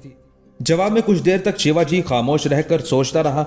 उसके बाद उसने पहले धना की तरफ देखा और फिर उसे मुखातिब करके कहने लगा, जय सिंह की पत्नी दुर्गावती और उसकी बेटी शीतल पर हमलावर होने से पहले तुमने अपने मुखबिरों से काम नहीं लिया। अगर तुमने अपने मुखबिर शुमाल की तरफ फैलाए होते तो वो तुम्हें यकीनन आकर इतला देते कि शीतल और दुर्गावती पर हमलावर होने की कोशिश ना करना, इसलिए कि वो औरंगजेब आलमगीर के सालार ओगर खान के साथ आ रही है। धना, ओगर खान कोई मामूली इंसान नहीं। कोहिस्तान हिंदू कश से लेकर बंगाल, हिमालय से दक्कन तक उसके नाम की शोहरत का डंका बजता है। जहां कहीं भी कठिन मुहिम पेश आती है, जहां कहीं भी दूर दूर तक औरंगजेब आलमगीर को कामयाबी दिखाई ना दे, वहां उसने अपने इसी सालार ओगर खान को इस्तेमाल किया और इसने लम्हों के अंदर औरंगजेब आलमगीर के लिए नामुमकिन को मुमकिन बनाकर रख दिया। और फिर तुम लोग ऐसे जाहिल, ऐसे अहमक और बेवकूफ हो। यहाँ तो मामला ही कुछ और था। ओगर खान अकेला नहीं था, उसके साथ रन मस्त भी था। रन मस्त भी ओगर खान जैसा ही है, उसका खालाजाद है, जंग का वसी तजर्बा रखता है, पलट कर देखना पसंद नहीं करता, दुश्मन पर जरब लगाने में पहल करने वाला है और दुश्मन को जेर किए बगैर पीछे हटने वाला नहीं। धना, तुम ओगर खान की चालाकी का शिकार हो गए। मेरे ख्याल में ओगर खान को उसके मुखबिरों ने इतला कर दी होगी कि मेरा एक सालार धना किसी मकाम पर उसकी राह रोकेगा, लिहाजा उसने लश्कर के दो हिस्से अपने भाई रनमस्त को देकर अपने से दूर हटा दिया, लेकिन उससे दूर रहते हुए उसके साथ मुतवाजी सफर करता रहा। खुद छोटे से लश्कर के साथ तुम्हारे सामने आया और फिर सामने से खुद टकराया। पहलू की तरफ से उसका भाई रनमस्त हमलावर हुआ और तुम्हारी नाकामी के ताबूत में उन्होंने कील ठोंक कर रख दी। धना, अगर तुमने दुर्गावती और शीतल पर हमलावर होने से पहले मंसूबाबंदी की होती, अपने मुखबिरों से काम लिया होता, तो तुम्हें नाकामी का मुंह ना देखना पड़ता। यहां तक कहने के बाद शिवाजी रुका। उसके बाद खा जाने वाले अंदाज में संत की तरफ देखा। जवाब में संत की गर्दन झुक गई थी। फिर शिवाजी उसे मुखातिब करके कहने लगा, संत, तुमने किस कदर हमाकत और बेवकूफी का मुजाहरा किया। तुम्हारी ये कारगुजारी तो काबिले तारीफ है कि तुमने उन इलाकों का घेराव करके राधिका और उसके भाई किशन सिंह को गिरफ्तार कर लिया, लेकिन तुम्हारी इस हमाकत पर रोना आता है कि तुमने उन दोनों बहन भाइयों को खेमे के अंदर रखा, सिर्फ उन दोनों के हाथ पुश्त पर बांध दिए, खेमे के दोनों जानी पहरेदार खड़े कर दिए और फिर सबसे बड़ी हमाकत कि उनके घोड़े भी खेमे के खोंटों के साथ बांध दिए गए। और अब तुम कहते हो कि जब अगले रोज तुम सुबह सवेरे उठे और किशन सिंह और राधिका से मिलने के लिए गए तो तुम्हारे 2 मुहाफिजों की लाशें खेमे के अंदर पड़ी हुई थी, जबकि वो दोनों बहन भाई गायब थे और घोड़े भी वहां नहीं थे।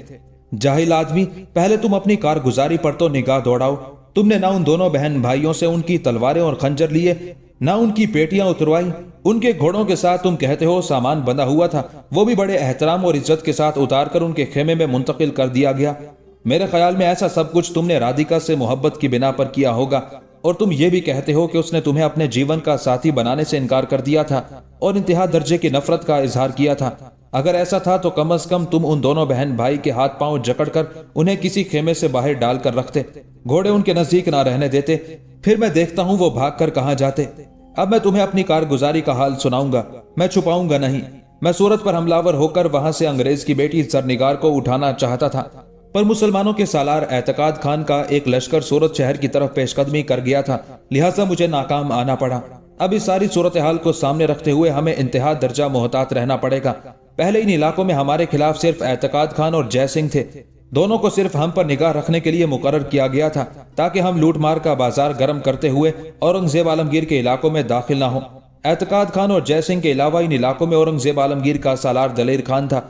अब सूरत हाल यकसर तब्दील हो गई है। अब औरंगजेब आलमगीर के 2 नामवर और इंतहाई कड़े सालार भी इन इलाकों की तरफ आ गए हैं। जिस वक्त मैं सूरत से अपने मरकज की तरफ आ रहा था तो रास्ते में मेरे मुखबिरों ने इतला दी थी कि रनमस्त अपने हिस्से का लश्कर लेकर बीजापुर की सरहदों में बीजापुर वालों से मसरूफ जंग दलेर खान की तरफ जा चुका है, जबकि औरंगजेब आलमगीर के नामवर सालार ओगर खान ने फिलहाल मेवाड़ के राजा राज सिंह का रुख किया है।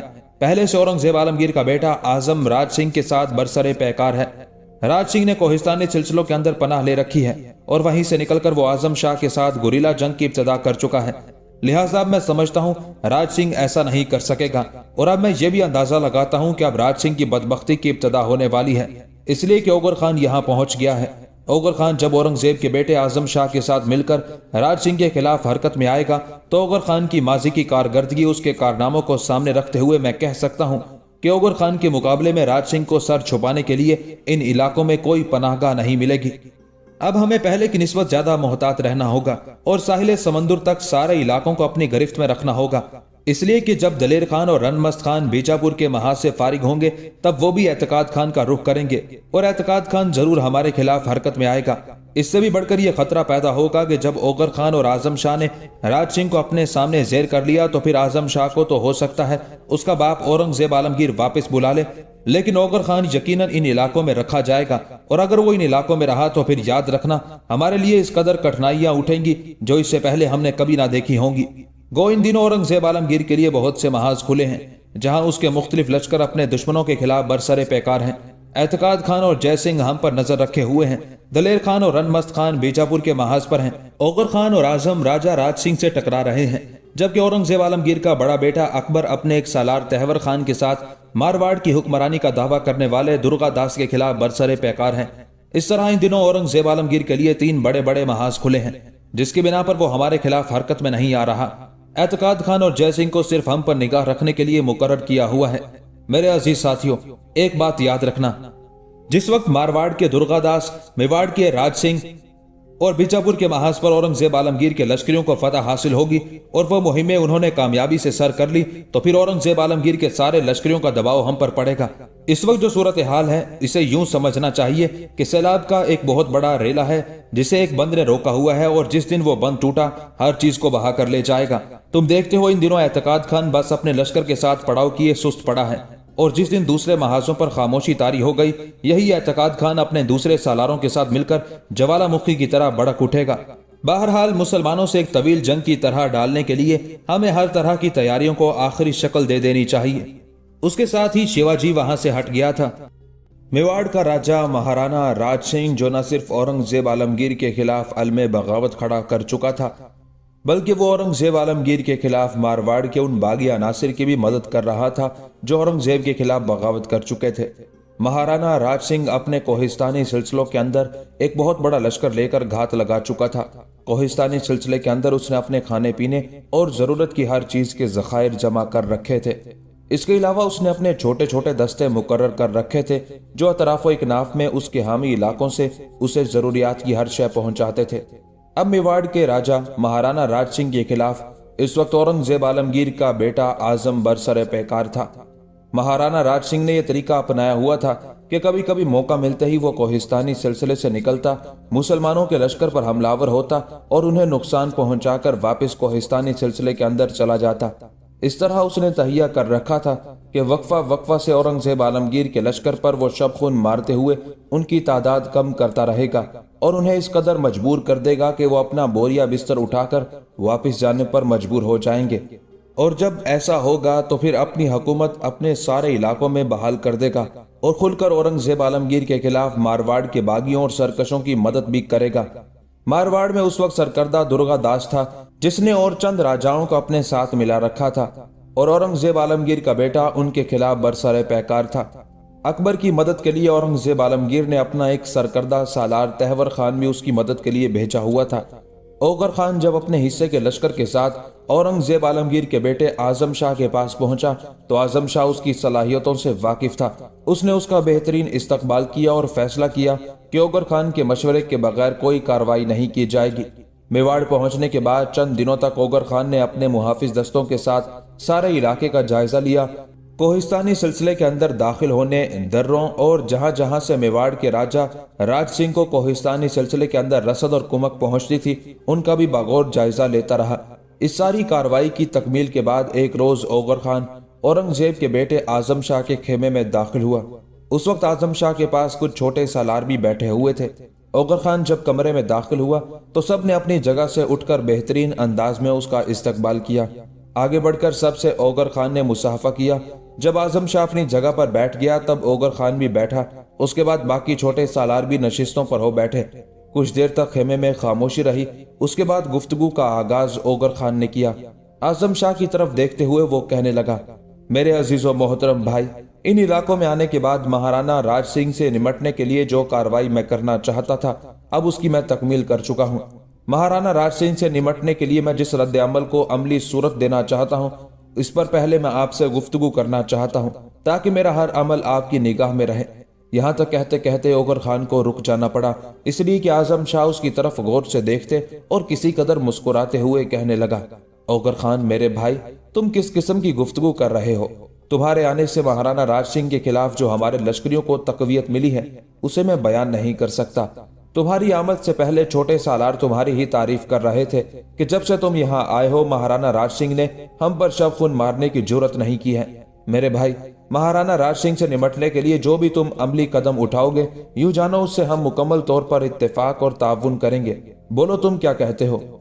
औगर खान मुस्कुराया, कहने लगा, सबसे पहला कदम मैं ये उठा रहा हूँ कि अपने तेज रफ्तार, मुतहर्रिक और जान पर खेल जाने वाले मुखबिर में इन कोहिस्तानी सिलसिलों के अंदर फैला रहा हूँ। वो हमें महाराणा राज सिंह के एक एक लम्हे की खबर देते रहेंगे। इसके बाद मैं देखूंगा कि महाराणा राज सिंह कोहिस्तानी सिलसिले से निकलकर कैसे हम पर शब खून मारता है। उसने ये ठान रखी थी कि आहिस्ता आहिस्ता शब खून का खेल खेलते हुए वो मुसलमानों के लश्कर की तादाद कम करता चला जाएगा और मुसलमानों को यहाँ से भागने पर मजबूर कर देगा। लेकिन अब हम जवाबी कार्रवाई करते हुए उसे कोहिस्तानी सिलसिले से भागने पर मजबूर कर देंगे। मेरा पहला कदम अपने मुखबिरों और इतलागरों को मुतहर्रिक करना है।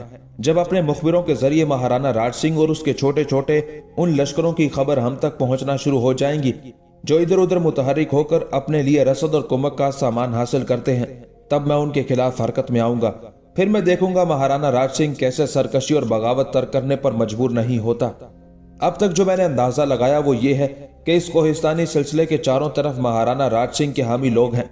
ये इलाका उसका अपना है, लिहाजा ये अमर तयशुदा है कि लोग उसकी हिमायत करेंगे। लेकिन वो जो आए दिन की सरकशी और बगावतों से तंग है, वो बज़ाहिर तो राज सिंह की हिमायत की बात करते हैं, लेकिन दिली तौर पर वो अपने शहंशाह की हिमायत और हमदर्दी का दम भरते हैं। यहाँ तक कहने के बाद औगर खान रुका, फिर अपनी बात को आगे बढ़ाता हुआ वो कह रहा था, आजम शाह मेरे अजीज भाई, लश्कर का वो हिस्सा जो मैं अपने साथ लेकर आया हूँ वो इससे पहले बहुत से मौके पर मेरे साथ काम कर चुका है। मेरे हमलावर होने और जंगी तरीकों से वो पूरी तरह वाकिफ और आगाह है। जो लश्कर पहले से आपके पास है वो भी गुज़िश्ता कई माह से आपके पास काम कर रहा है। अब महाराणा राज सिंह से निपटने का तरीका ये होगा कि जो लश्कर आपके पास है वो आपके पास ही रहेगा और आप पड़ाव की हिफाजत करते रहें।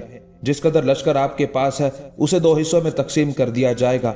आने वाली शब को आप अपने लश्करियों के जरिए अपने पड़ाव के कोहिस्तानी सिलसिले की तरफ बड़े बड़े गढ़े और खंदके और मोर्चे खुदवा लें।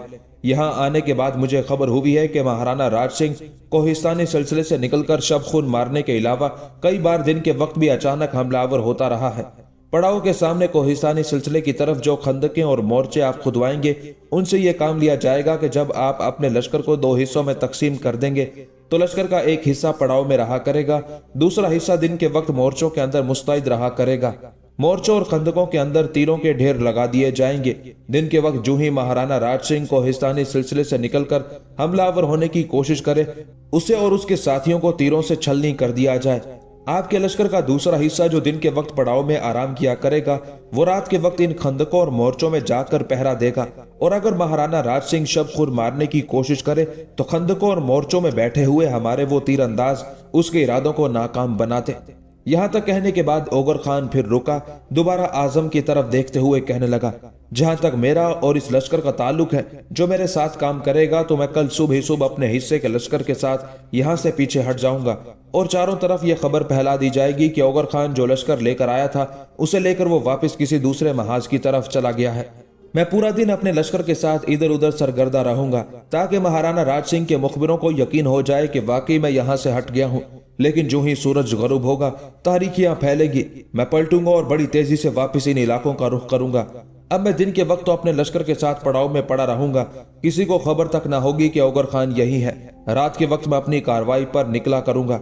मैं कोहिस्तानी सिलसिले के उन दर्रों पर निगाह रखूंगा जहां से रसद और कुमक का सामान कोहिस्तानी सिलसिले के अंदर महाराणा राज सिंह को पहुंचता है। जो ही मैंने कोई ऐसा काफिला देखा जो सामान लेकर महाराणा राज सिंह की तरफ जा रहा होगा, मैं उस पर हमलावर होकर उस सारे काफिले का तो काम तमाम कर दूंगा। काफिले के लोगों की जगह मेरे लश्करी वो सामान लेकर कोहिस्तानी सिलसिले के अंदर दाखिल होंगे। महाराणा राज सिंह को यही तासुर दिया जाएगा कि उसको जरूरत का सामान पहुंचाने वाले लोग कोहिस्तानी सिलसिले में दाखिल हुए हैं। जहां जहां महाराणा राज सिंह ने अपनी पनाहगाहें बना रखी हैं, मेरे आदमी वहां पहुंच जाएंगे। कोहिस्तानी सिलसिले के अंदर आगे बढ़ते हुए मेरे वो आदमी शहराओं के किनारे अतराफ में महाराणा राज सिंह का जो भी आदमी मिलेगा उसे मौत के घाट उतारते चले जाएंगे, ताकि महाराणा राज सिंह के मुखबिर बदलती हुई सूरत हाल से उसे आगाह न कर सकें। रात के वक्त जब मेरे ही आदमी सामान लेकर उस जगह पहुंचेंगे जहां महाराणा राज सिंह ने घात लगा रखी है, फिर महाराणा के लिए यह मुसीबत उठ खड़ी होगी। काफिले वालों में से 1-2 को जिंदा रखा जाएगा जो मेरे लश्करियों की रहनुमाई करते हुए महाराणा राज सिंह की पनाहगाहों तक रहबरी करेंगे, और अपने उन साथियों के पीछे पीछे मैं भी बाकी लश्कर के साथ कोहिस्तानी सिलसिलों के अंदर दाखिल हो जाऊंगा। मैं कोशिश करूंगा कि इस अंदाज से महाराणा राज सिंह के अड्डे पर हमलावर हूं कि महाराणा को अपनी जान बचाने के लिए कोहिस्तानी सिलसिले से उस सम्त से बाहर निकलना पड़े जहां आपके लश्कर का पड़ाव होगा। लिहाजा जो ही आपके वो लश्करी जो खंदकों के अंदर बैठे होंगे वो कोहिस्तानी सिलसिले से निकलने वालों पर तीर अंदाजी करते। इस तरह मेरा अंदाजा है कि महाराणा राज सिंह को हम अपने सामने बहुत जल्द जेर करने में कामयाब हो जाएंगे।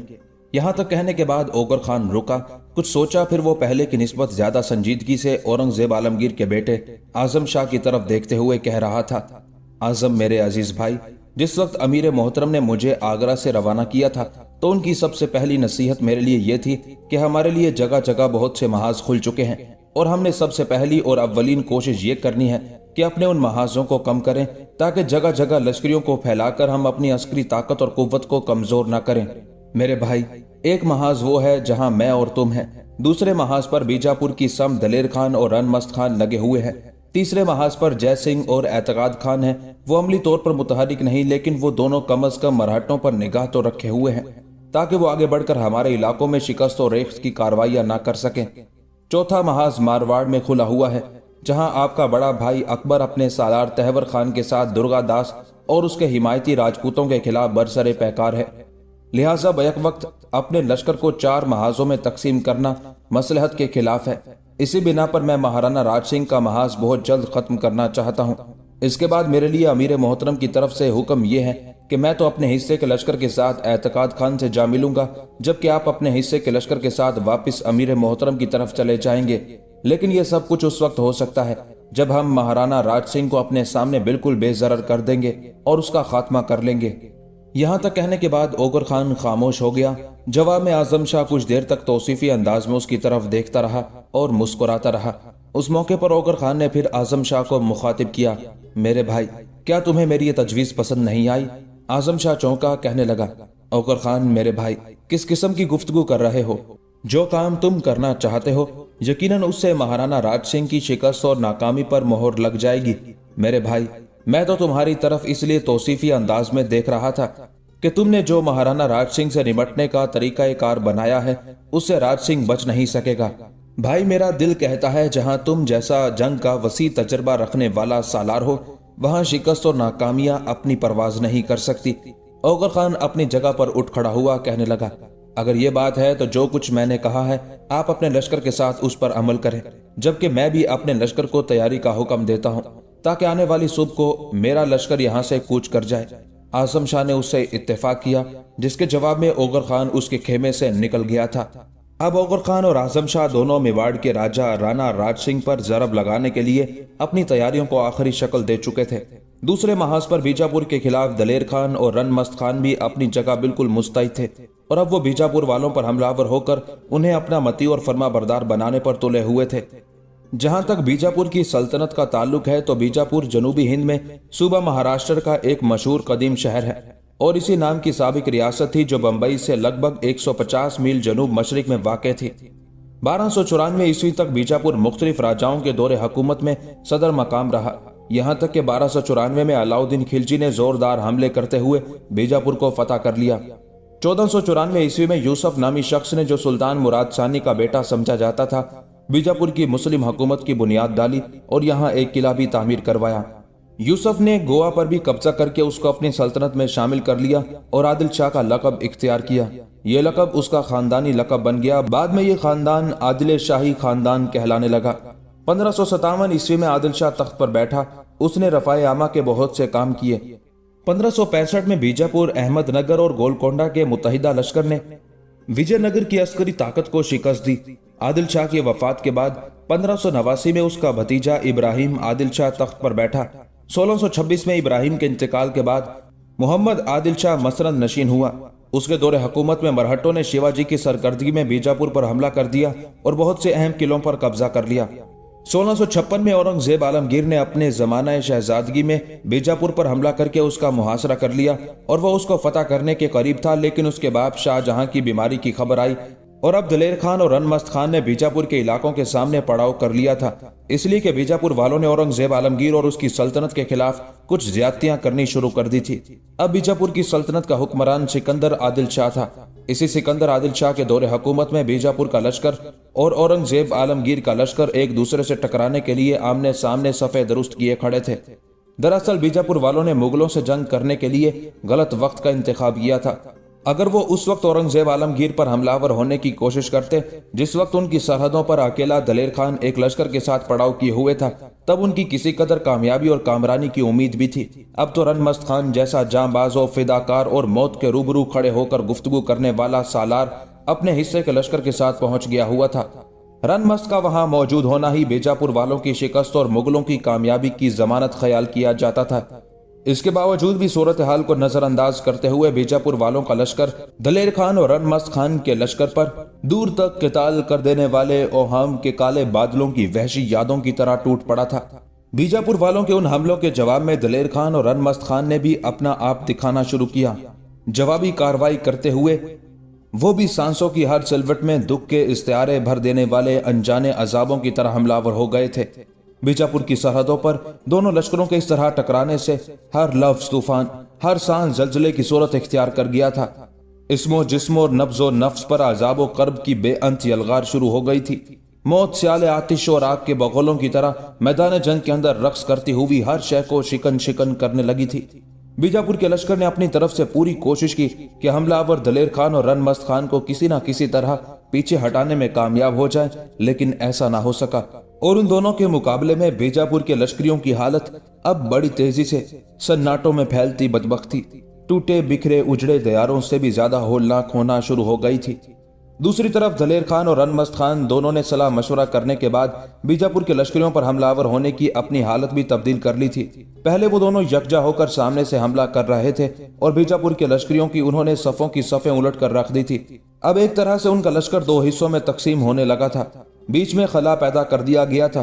फिर देखते ही देखते बीजापुर के लश्कर पर दाएं जानिब से रगों में लहू की गर्दिश रोक देने वाली अदावतों की घातों की तरह रनमस्त खान हमलावर हो गया था, जबकि दूसरी तरफ से दलेर खान जहन के आकाश पर मंडलाती दर्द की नई सौगातों की तरह बीजापुर के लश्कर पर जरबे लगाने लगा था। रनमस्त खान और दलेर खान के उन दो तरफा हमलों को बीजापुर के लश्करी और सालार बर्दाश्त न कर सके और भाग खड़े हुए। इस तरह बीजापुर के खिलाफ ये दलेर खान और रनमस्त खान की शानदार फतह और कामयाबी थी। दलेर खान और रनमस्त खान के हाथों शिकस्त उठाने के बाद बीजापुर का लश्कर पीछे हट गया। एक जगह उन्होंने पड़ाव कर लिया। ये जगह बड़ी महफूज थी। तीन अतराफ से वहां लश्कर बिल्कुल महफूज रह सकता था। सामने की तरफ से आते दुश्मन पर निगाह भी रखी जा सकती थी। उस जगह बीजापुर की सल्तनत के हुक्मरान सिकंदर आदिल शाह का मुख्तार कार सदी मसूद लश्करगाह में पहुंचा। उसने सारे सालारों को एक जगह जमा किया। कुछ देर तक अपनी उस शिकस्त की वजह सालारों से दरियाफ्त करता रहा और इस शिकस्त के असबाब मुख्तलिफ सालार मुख्तलिफ अंदाज में बयान करते रहे। जब सारे सालार अपनी अपनी राय दे चुके तब कुछ देर तक सदी मसूद खामोश खड़ा रहा। उसके बाद अपने सालारों से मुखातिब करते हुए कहने लगा, मेरे अजीजों, इस सिलसिले में मैं सिकंदर आदिल शाह से गुफ्तगू करके आया हूँ। मुगलों के हाथों हमारी ये शिकस्त हमारे लिए बदनामी और लानत का एक दाग है और हमने हर सूरत में इससे धोना है। अपने हुक्मरान से जो मशवरा मैंने किया है वो भी मैं तुम्हारे सामने पेश करता हूँ। अगर तुम उससे इत्तेफाक करो तो उसे अमली सूरत दी जाएगी। हमने जो फैसला किया है वो ये कि तेज रफ्तार कासिद शिवाजी की तरफ रवाना किए जाएं। उन कासिदों के जरिए शिवाजी को ये तरगीब दी जाए कि वो हमारे साथ मुगलों के खिलाफ मुआहिदा कर ले। अगर मुगल शिवाजी पर हमलावर होंगे तो हम मुगलों के खिलाफ शिवाजी की मदद करेंगे और अपने लश्करियों के साथ शिवाजी के पहलू से पहलू मिलाकर मुगलों से उसकी हिफाजत करेंगे। और अगर मुगल हम पर हमलावर होने की कोशिश करें तो शिवाजी अपनी पूरी ताकत और कुव्वत के साथ हमसे आन मिलेगा और हमारे एक हलीफ की हैसियत से मुगलों के खिलाफ जंग करेगा। बीजापुर के सारे सालारों ने सदी मसूद की उस तजवीज से इत्तेफाक किया और इस इत्तेफाक राय पर सदी मसूद बड़ा खुश हुआ था। उसी वक्त उसने मुगलों के खिलाफ मरहटों से मुआहिदा करने के लिए तेज रफ्तार कासिद शिवाजी की तरफ रवाना कर दिया था। मंजिल पर मंजिल मारते हुए ये कासिद एक रोज शिवाजी की खिदमत में हाजिर हुआ। जब सूरत हाल से शिवाजी को आगाह किया तो शिवाजी ने अपने सारे सालारों को अपने पास बुला लिया। उसके बाद जो कासिद सदी मसूद ने भेजा था उसने अपना मुद्दा बयान किया। उस कासिद की जबान से सदी मसूद की पेशकश को सुनकर शिवाजी बड़ा खुश हुआ। वो तो पहले ही ये चाहता था कि मुसलमान आपस में तकसीम हो जाए और इस तरह उनकी ताकत और कुव्वत कमजोर हो और वो एक एक पर जरब लगाकर हिंदुस्तान के अंदर अपनी हुकूमत कायम करने में कामयाब हो जाए। उस मौके पर शिवाजी कुछ देर तक अपने सालारों से मशवरा करता रहा। उसके बाद जो कासिद सदी मसूद ने भेजा था उसे मुखातिब करके कहने लगा, जो पेशकश तुम हमारे लिए लेकर आए हो उसे हम बाखुशी कबूल करते हैं। मुगल इस वक्त सिर्फ बीजापुर की सल्तनत के खिलाफ ही हरकत में नहीं आए हुए, इनकी तुर्को ताज का शिकार मेवाड़ का राजा महाराणा राज सिंह भी बना हुआ है। मारवाड़ के हुक्मरान भी इनके हमलों का हदफ बने हुए हैं।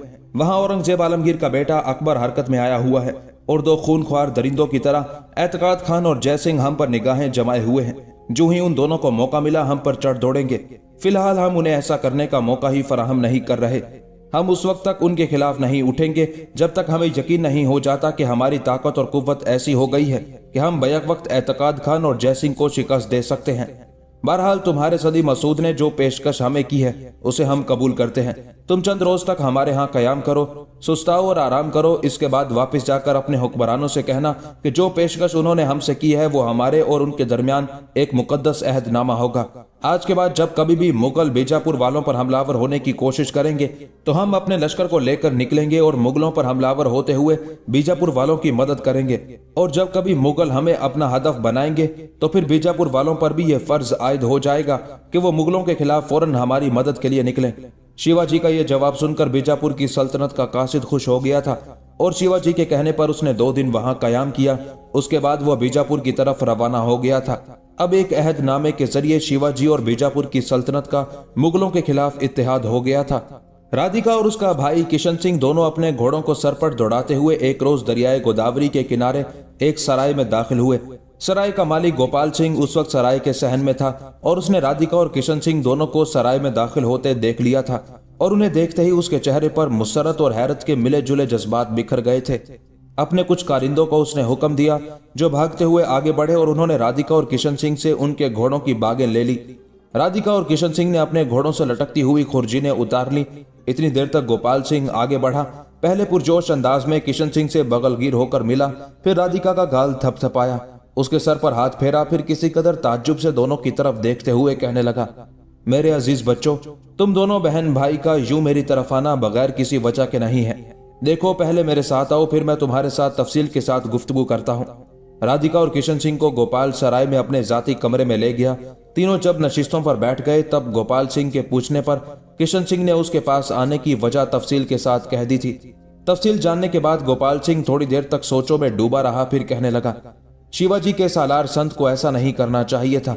किसी को जबरदस्ती अपना जीवन साथी बनाना जेब नहीं देता, और फिर राधिका को अपनी जिंदगी का साथी बनाते वक्त कम से कम संत को यह भी सोचना चाहिए था कि वो राधिका जैसी लड़की के काबिल है। बहरहाल मेरे बच्चों, तुम्हें फिक्रमंद होने की जरूरत नहीं है। इसलिए कि यहां तक कहने के बाद गोपाल सिंह को रुक जाना पड़ा, क्योंकि किशन सिंह बोल उठा था, चचा, जो कुछ आप कहना चाहते हैं वो तो बाद में कहिएगा, जो मैं कहना चाहता हूं वो सुने। हमारे यहाँ आने की इतला आपके अहले खाना को भी नहीं होनी चाहिए। मैं जानता हूँ आप कहेंगे कि हम बहन भाई आपके घर में कयाम करें, लेकिन हम ऐसा नहीं करेंगे। आप मेहरबानी करके हम दोनों बहन भाई को सराय का एक कमरा दे दें, वहां हम कयाम करेंगे और दिन के वक्त हम दोनों में से कोई बाहर नहीं निकलेगा, इसलिए कि संत शिकारी कुत्तों की तरह अपने साथियों के साथ हमारी तलाश में निकलेगा।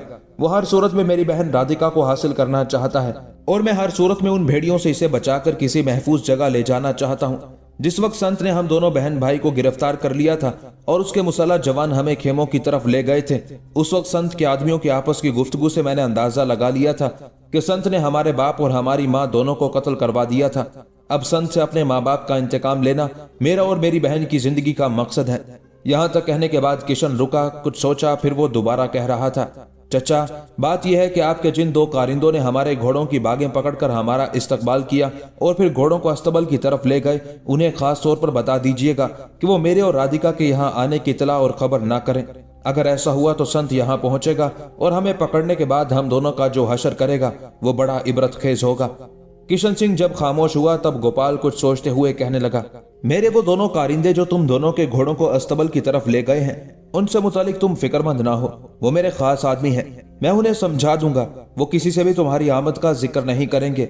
लेकिन मेरे बेटे, ये जो तुम पाबंदी लगा रहे हो कि मेरे अहले खाना को भी तुम्हारी आमद की खबर नहीं होनी चाहिए, तो जब मेरे घर वालों को पता चलेगा कि तुम लोग यहाँ आए हो और अजनबियों की तरह सराय में कयाम किए हुए हो, तो याद रखना मेरे घर में मेरी इज्जत खाक के बराबर नहीं रहेगी।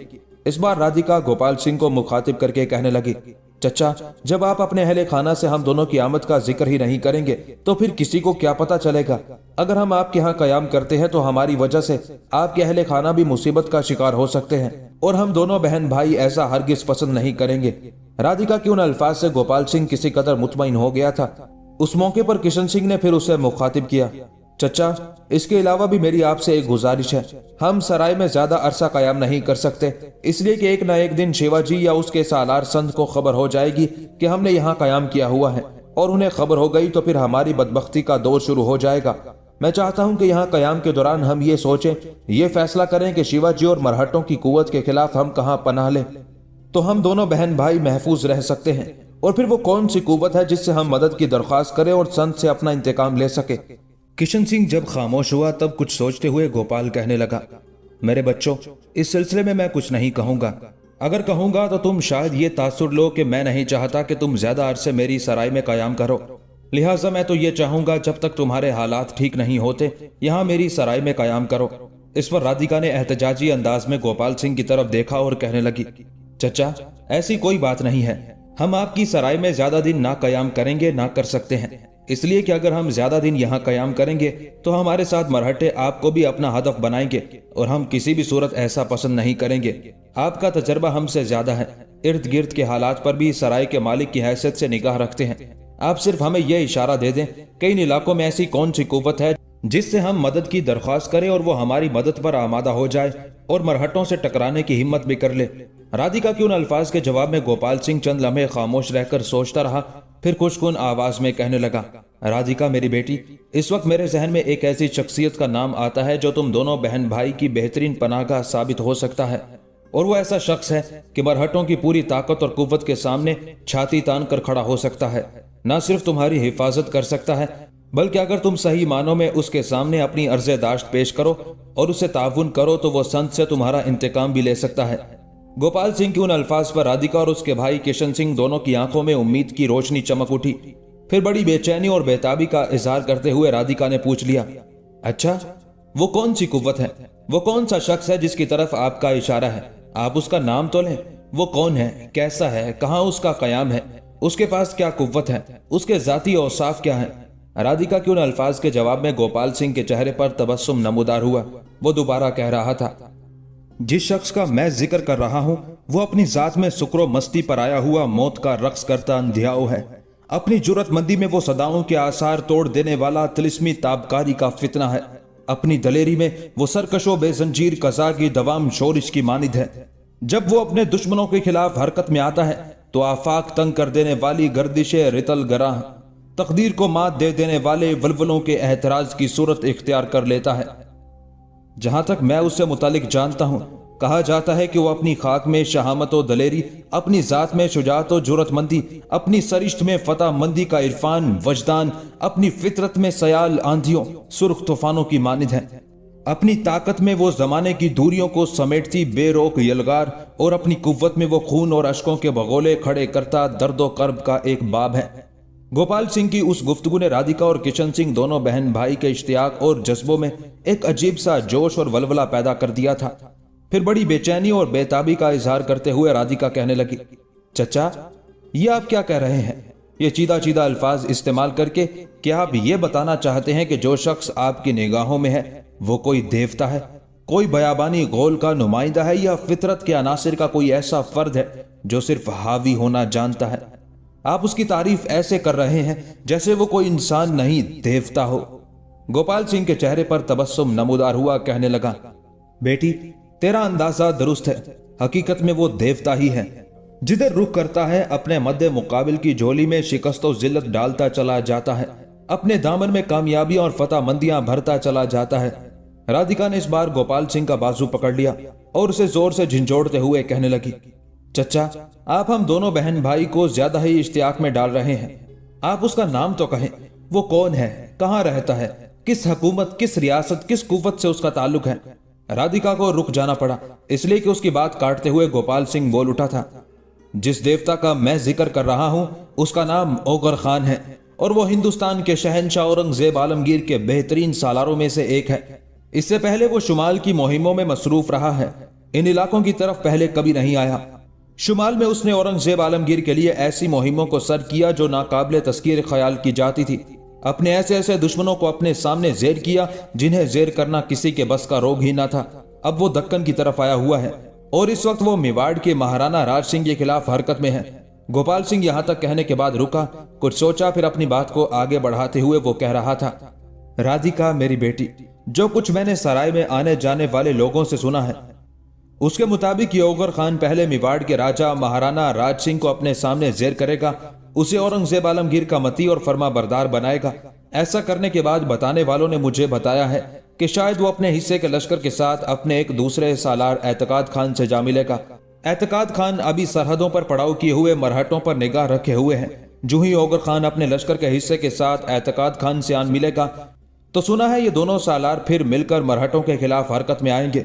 बेटी, मैं तुम्हें जमानत देता हूं कि अगर किसी भी मौके पर ये ओगर खान मरहटों के खिलाफ हरकत में आ गया तो मरहटों को साहिल समंदर तक ओगर खान के सामने छुपने की कोई जगह और कोई पनाहगाह दिखाई ना देगी।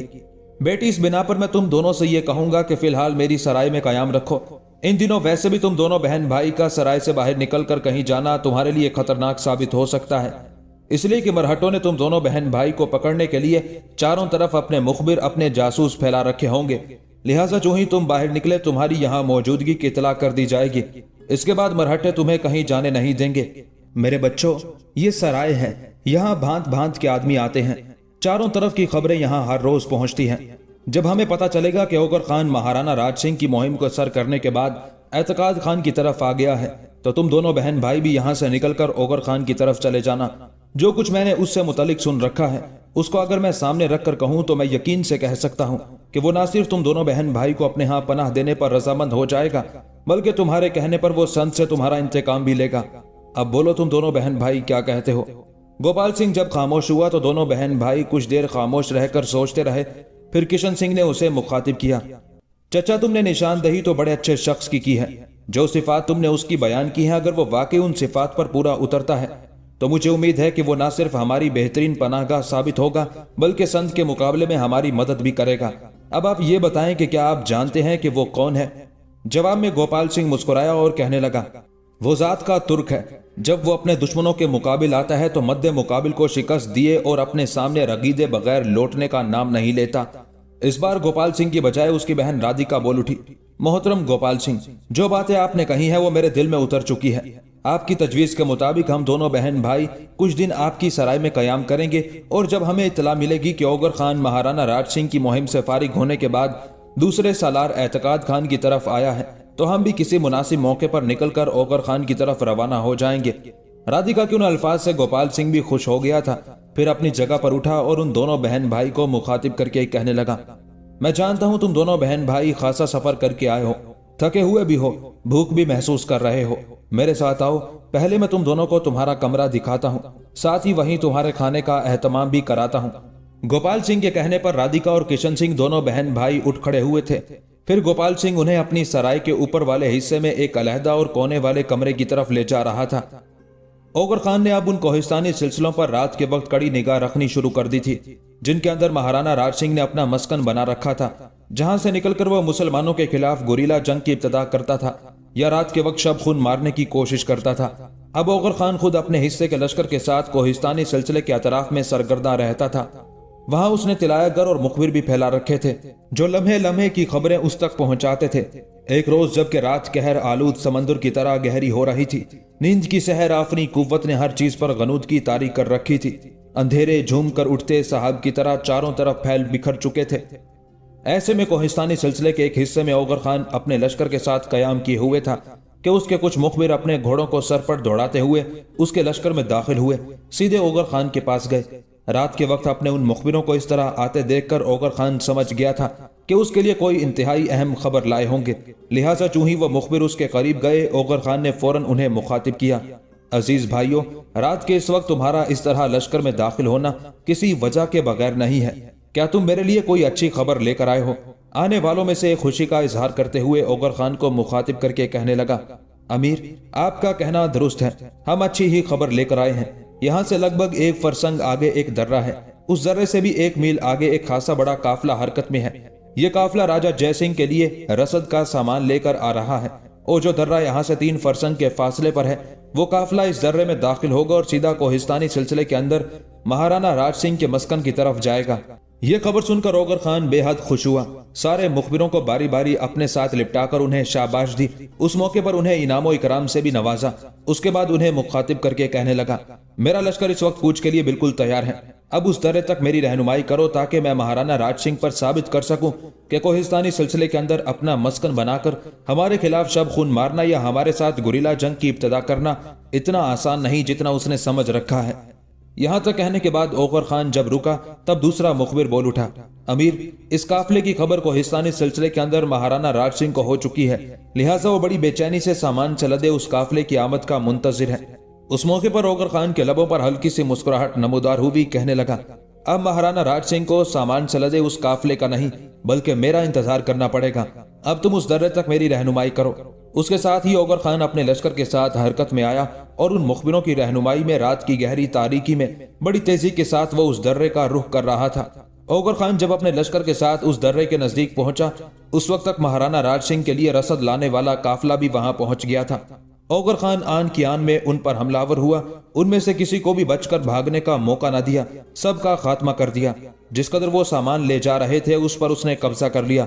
اب مرنے والوں کی لاشوں کو ٹھکانے لگانے کے بعد اوغر خان نے پہلے اس درے کے اندر اپنے آگے آگے اپنے کچھ مسلح جوان روانہ کیے اور انہیں یہ تاکید کی کہ وہ کوہستانی سلسلے کی طرف آگے بڑھتے جائیں، جہاں کہیں بھی انہیں مہاراणہ راج سنگھ کے مخبر دکھائی دیں پہلے ان پر یہ ظاہر کریں کہ وہ رسد لانے والے قافلے کے رہبر ہیں، جو ہی موقع ملے ان کا خاتمہ بھی کرتے چلے جائیں۔ ایسا کرنے کے بعد اوغر خان نے اپنے لشکر کا ایک حصہ علیحدہ کیا، جو سامان وہ قافلے والے لے کر آئے تھے وہ سارا سامان اپنے لشکر کے اس حصے کے حوالے کرنے کے بعد اسے اپنے آگے آگے روانہ کیا اور پھر کچھ فاصلہ رکھ کر باقی لشکر کے ساتھ وہ بھی ان کے پیچھے پیچھے درے میں داخل ہو گیا تھا۔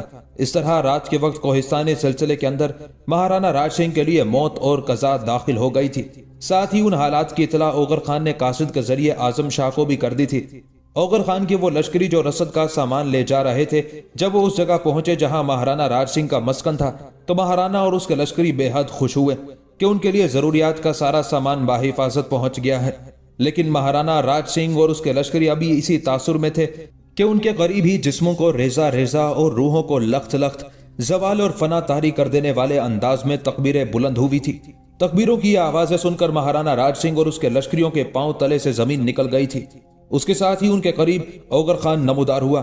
اس کے لشکر کا وہ حصہ جو سامان رسد لے کر آیا تھا وہ بھی سامان رسد کو چھوڑ کر اوغر خان کے ساتھ مل گیا۔ اس طرح اوغر خان اپنے لشکر کے ساتھ کوہستانی سلسلے کے اندر مہارانا راج سنگھ اور اس کے لشکریوں پر وقت کے مجدار میں تغیرات کا باعث بنتی ہیبت ناک صداؤں کی طرح حملہ آور ہو گیا تھا۔ راجپوتوں نے مہارانا راج سنگھ کی سرکردگی میں اپنے آپ کو سنبھال کر اوغر خان کے خلاف کارروائی کرنے کی کوشش کی تھی، لیکن اوغر خان کے حملے ایسے بے باکانہ اور جان لیوا تھے کہ اس وقت تک اوغر خان اپنے حملوں کے باعث ان کی حریم ذات میں درد کی جوئیں رواں طاری کر چکا تھا۔ بڑی تیزی سے اس نے ان پر زخم خوردہ تصورات، بے چینی، بیزاری اور اکتاہٹ کی کیفیت طاری کرتے ہوئے انہیں خاک و خون میں نہلانا شروع کر دیا تھا۔